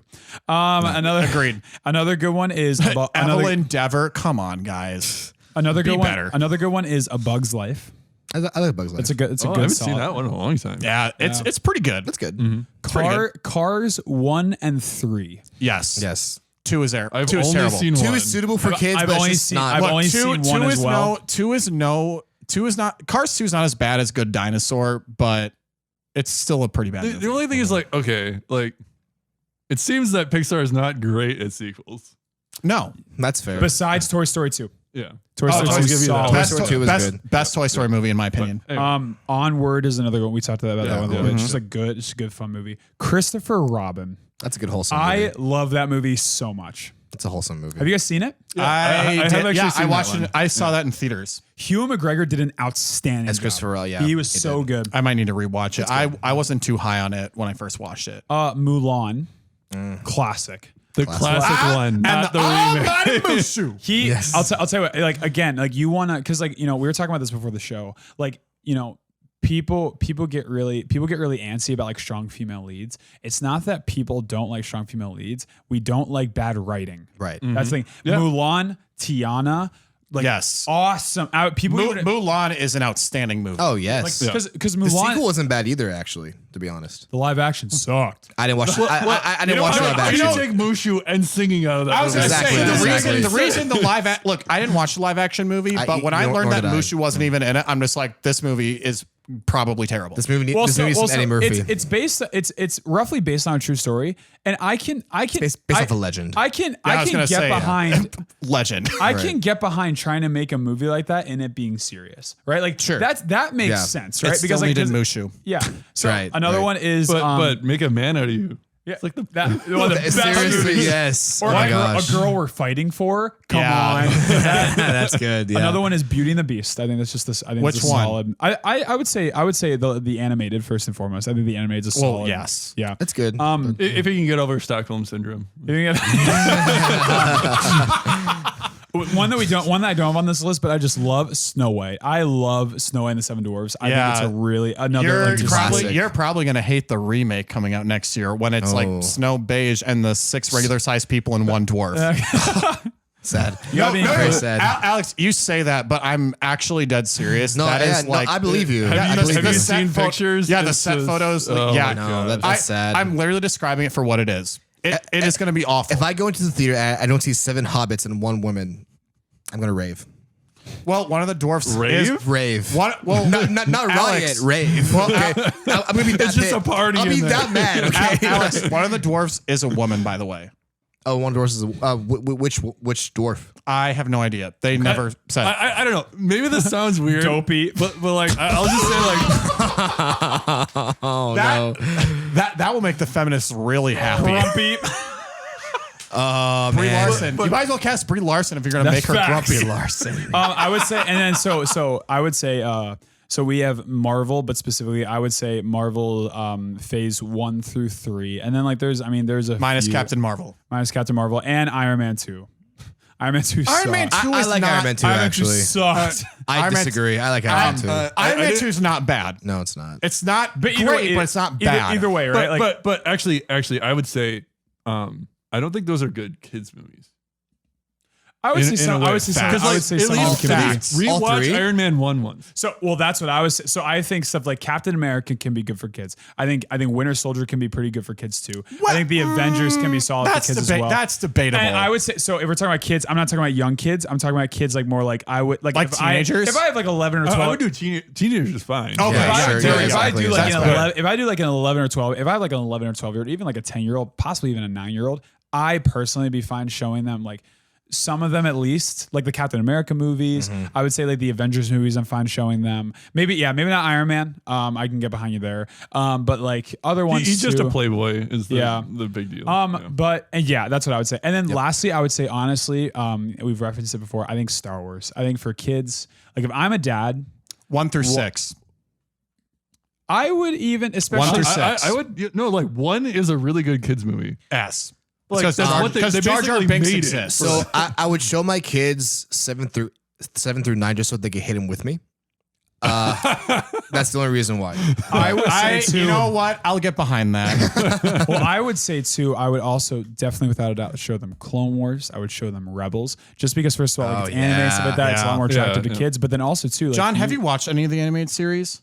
Don't I have not. Don't Highly recommend. Oh, you should. Highly recommend. So Highly this, recommend. I was, this I is was probably talking. a generation thing because I No, 'cause dude, they were I watched both like 2 years ago, and I was blown away. So Okay, this is okay. what I have to say about the animated series. I was talking to some friends about this yesterday, but the animated series, like this could be considered a hot take in some respects, It's not. I'm gonna let you know right now. Great. but I think the animated series does a better job at storytelling than the live action series. Without even a doubt. the original. Yes. You can, you can make it. Maybe not the original, but No, I'm talking in terms of the series alone. yeah. The animated movie. The Oh, animated you mean like seri- the whole series? Yeah, I'm not Like the whole right. I'm all talking the episodes versus like I'm talking I'm excluding movies from this argument. I'm saying out of all the series that Star Wars has, Okay. the animation movies, yeah. animated No. shows do it the best. They And I do. think Bad Batch is very underrated. I would say honestly, within historical context, knowing that like the field of screenwriting and the field of cinematography has progressed and has gotten better in terms of like knowing like how to better tell a story. So in that context, like it seems that like, for example, Clone Wars is going to age better than like, for example, the original trilogy in terms of like the quality of storytelling, Not to say that Season 7 is beautiful on a visual it's incredible. level. It's incredible. I almost Especially cried at it's- the end. The last 4 episodes are I literally had to like sit in silence and just like deal with this. Not Like, to mention, it I'll tell you was- what, yeah, it another was underrated beautiful. thing is Bad Batch season finale of season 2. Yes. I haven't watched it yet. I loved the season 2 Don't finale is spoil it. amazing. That's why I can't spoil. But I'll tell you what, No. that was that was my list. That was and sets up but season I- 3 I- very well. I think I would say just like in relation to your list, it's like I think I've come to like the unfortunate realization. It seems like that we're coming out of the golden age of Disney. We've been out of the golden age for a while. For like a while, And where I'll it's t- just and- like you just can't expect there to be great movies that are coming out of Disney. And I do agree Yeah. with that actually. And I mean, just going back to it, I think we need to think about that because I think that does have some validity. We need to think about that in terms of just historical value. Like I said, like there's some nostalgia that us 4 have towards those things because most of them are coming from. Most of those are coming from That we grew up the with. early 2000s, what we grew up with. Some of those from the 90s, right? So that's something to keep in mind. Of like, there's gonna be like different like. Especially since they came from our most formative years too. So that's something to keep in mind too. Whereas like, for example, there have been some things that I think Disney like most recently have brought out. For example, some of the newest Star Wars stuff has been like really good. Bad Batch, like you said, I think is a really good show. I think like the Ahsoka show looks really damn I think good. the Ahsoka show is going to be excellent. I think it is. I'm I thought hyped. Andor is pretty good. Andor was awesome. Mando season 1 and 2, not 3. Mando season 1 and 2 was really good. 3 is mid. Very mid. 3 is mid at best. I would also say that like the Solo movie was also just like a really not like It's fun. excellent. It's it was a fun really movie. fun movie. I loved it. Yeah. So I would say like I like we need to think about that kind of thing because in terms of like things are changing, things are moving. But like you said though, I think you're right. We're like at least in recent history, like Disney ultimately, especially for kids stuff, was more consistent back when we were growing up, it seems, than how it has been right now. That I think personally, I can definitely get behind.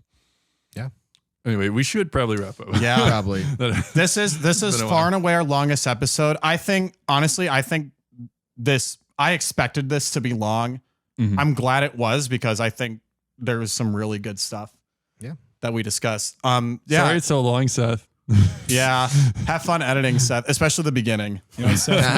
Seth, you're No. welcome for it being so long. Have a good time. Oh, Alex and Joe, like, thank you so much. We loved having you on. Yeah. We'll gladly have you guys back together or separate. Yeah, thank you for having us. It was a good time.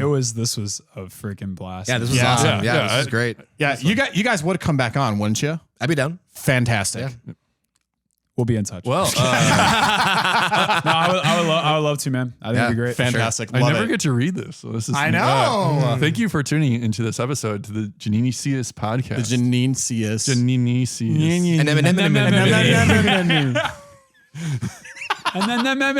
This got really With a box of scraps! Full circle. Agreed. Okay. If you enjoyed our content and want to see or hear more from us, please subscribe to our podcast on whatever podcast platform you use. You can find us on Anchor, Apple Podcasts, Spotify, Google Podcasts, and more. You can also find us on YouTube.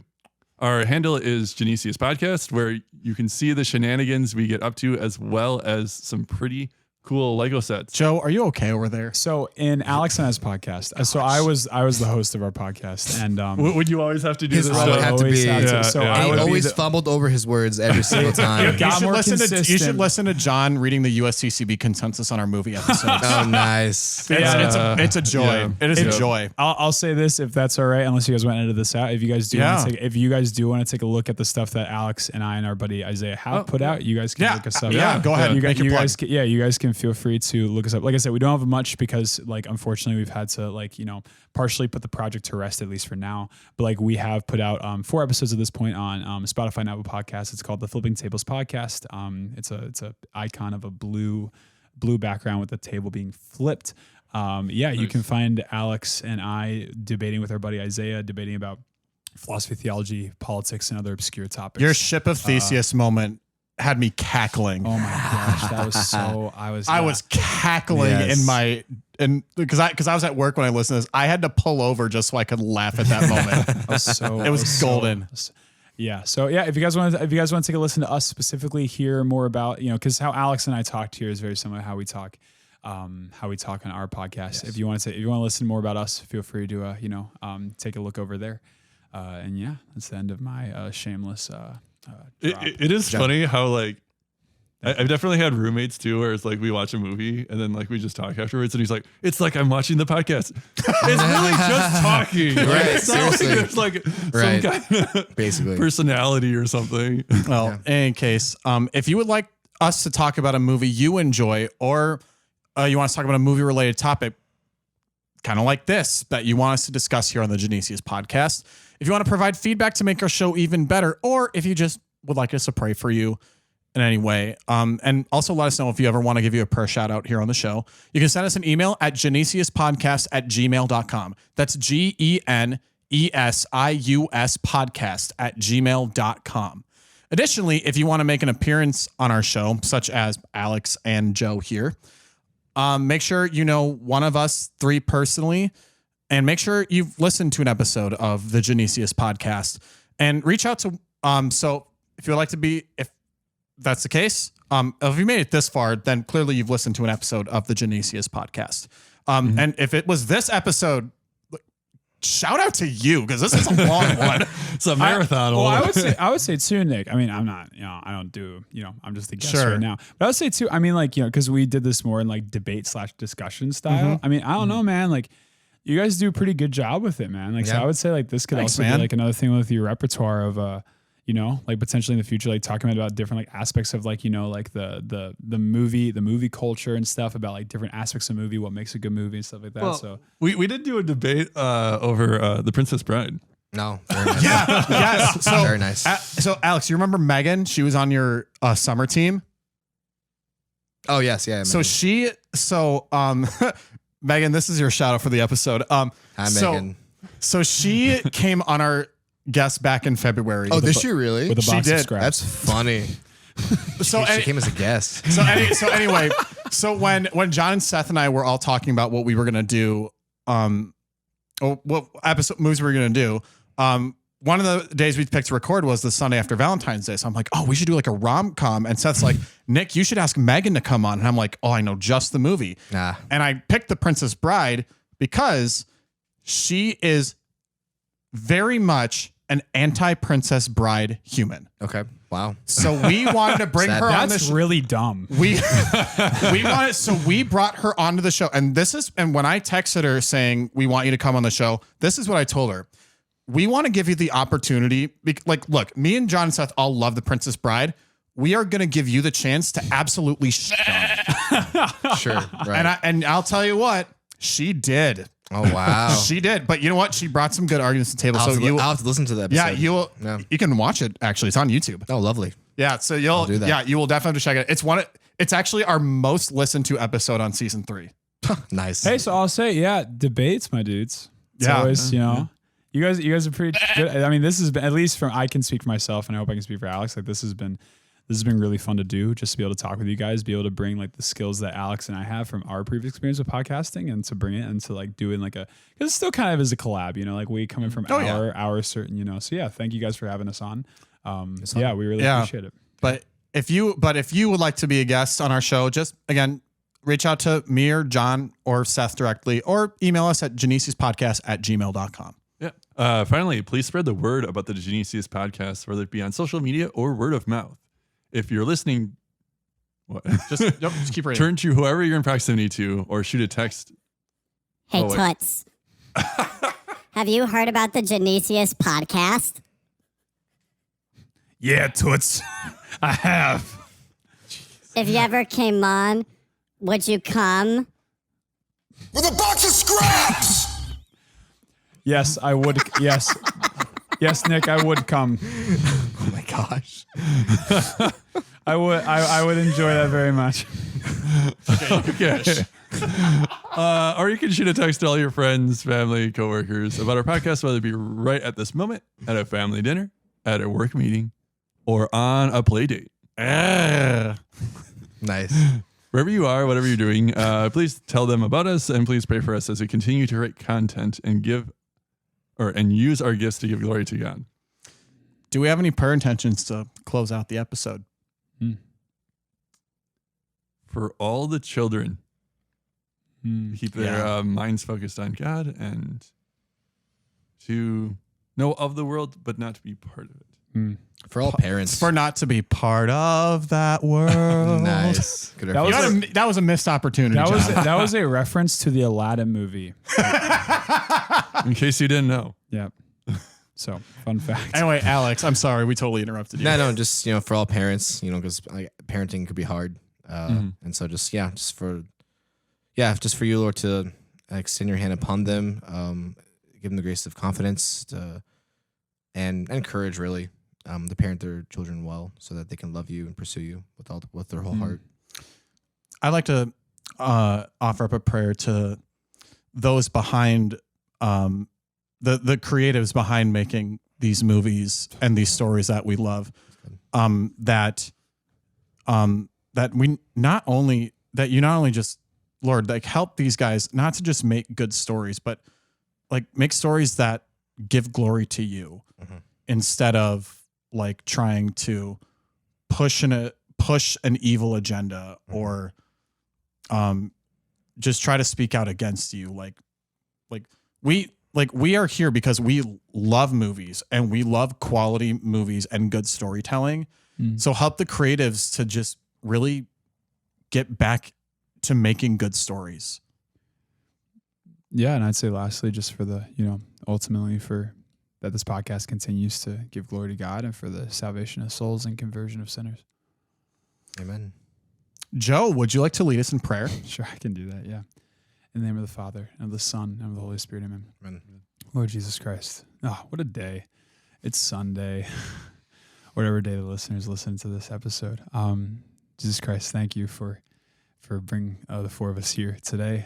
Thank you for having a good old-fashioned discussion, conversation about what good stories are, because you put elements of your beauty through your incarnate Son into the world. Let us gravitate to the greatest story ever told, which is your Son, Jesus Christ, and the Holy Gospels, Holy Scriptures. Let us gravitate and know that all other good things come from those words, which is ultimately your Son. He is the Word made flesh.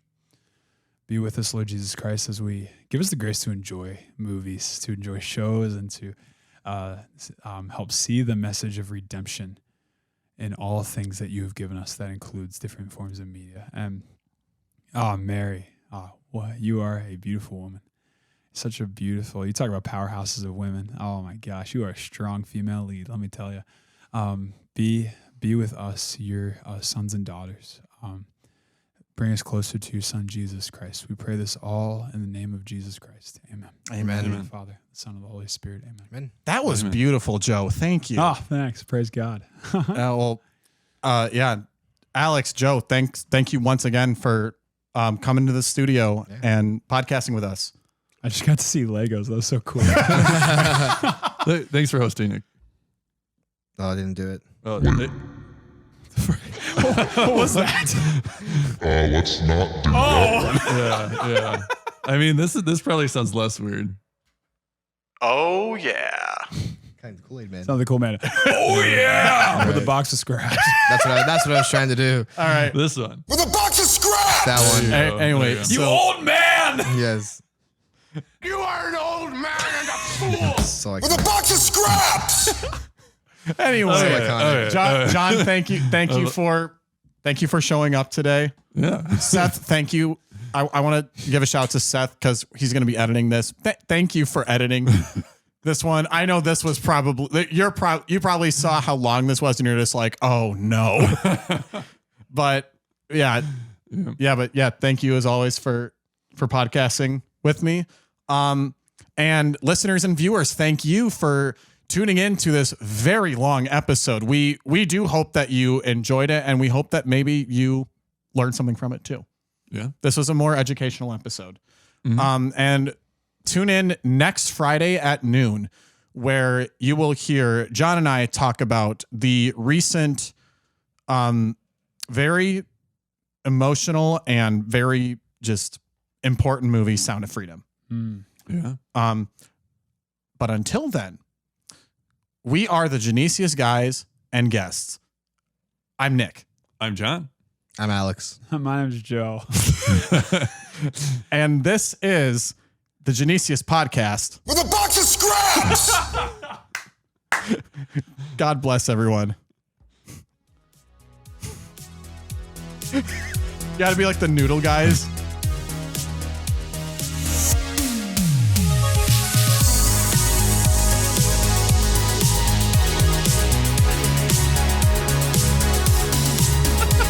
We out, baby, with a box of scraps. With a box of scraps! Welcome. Last one.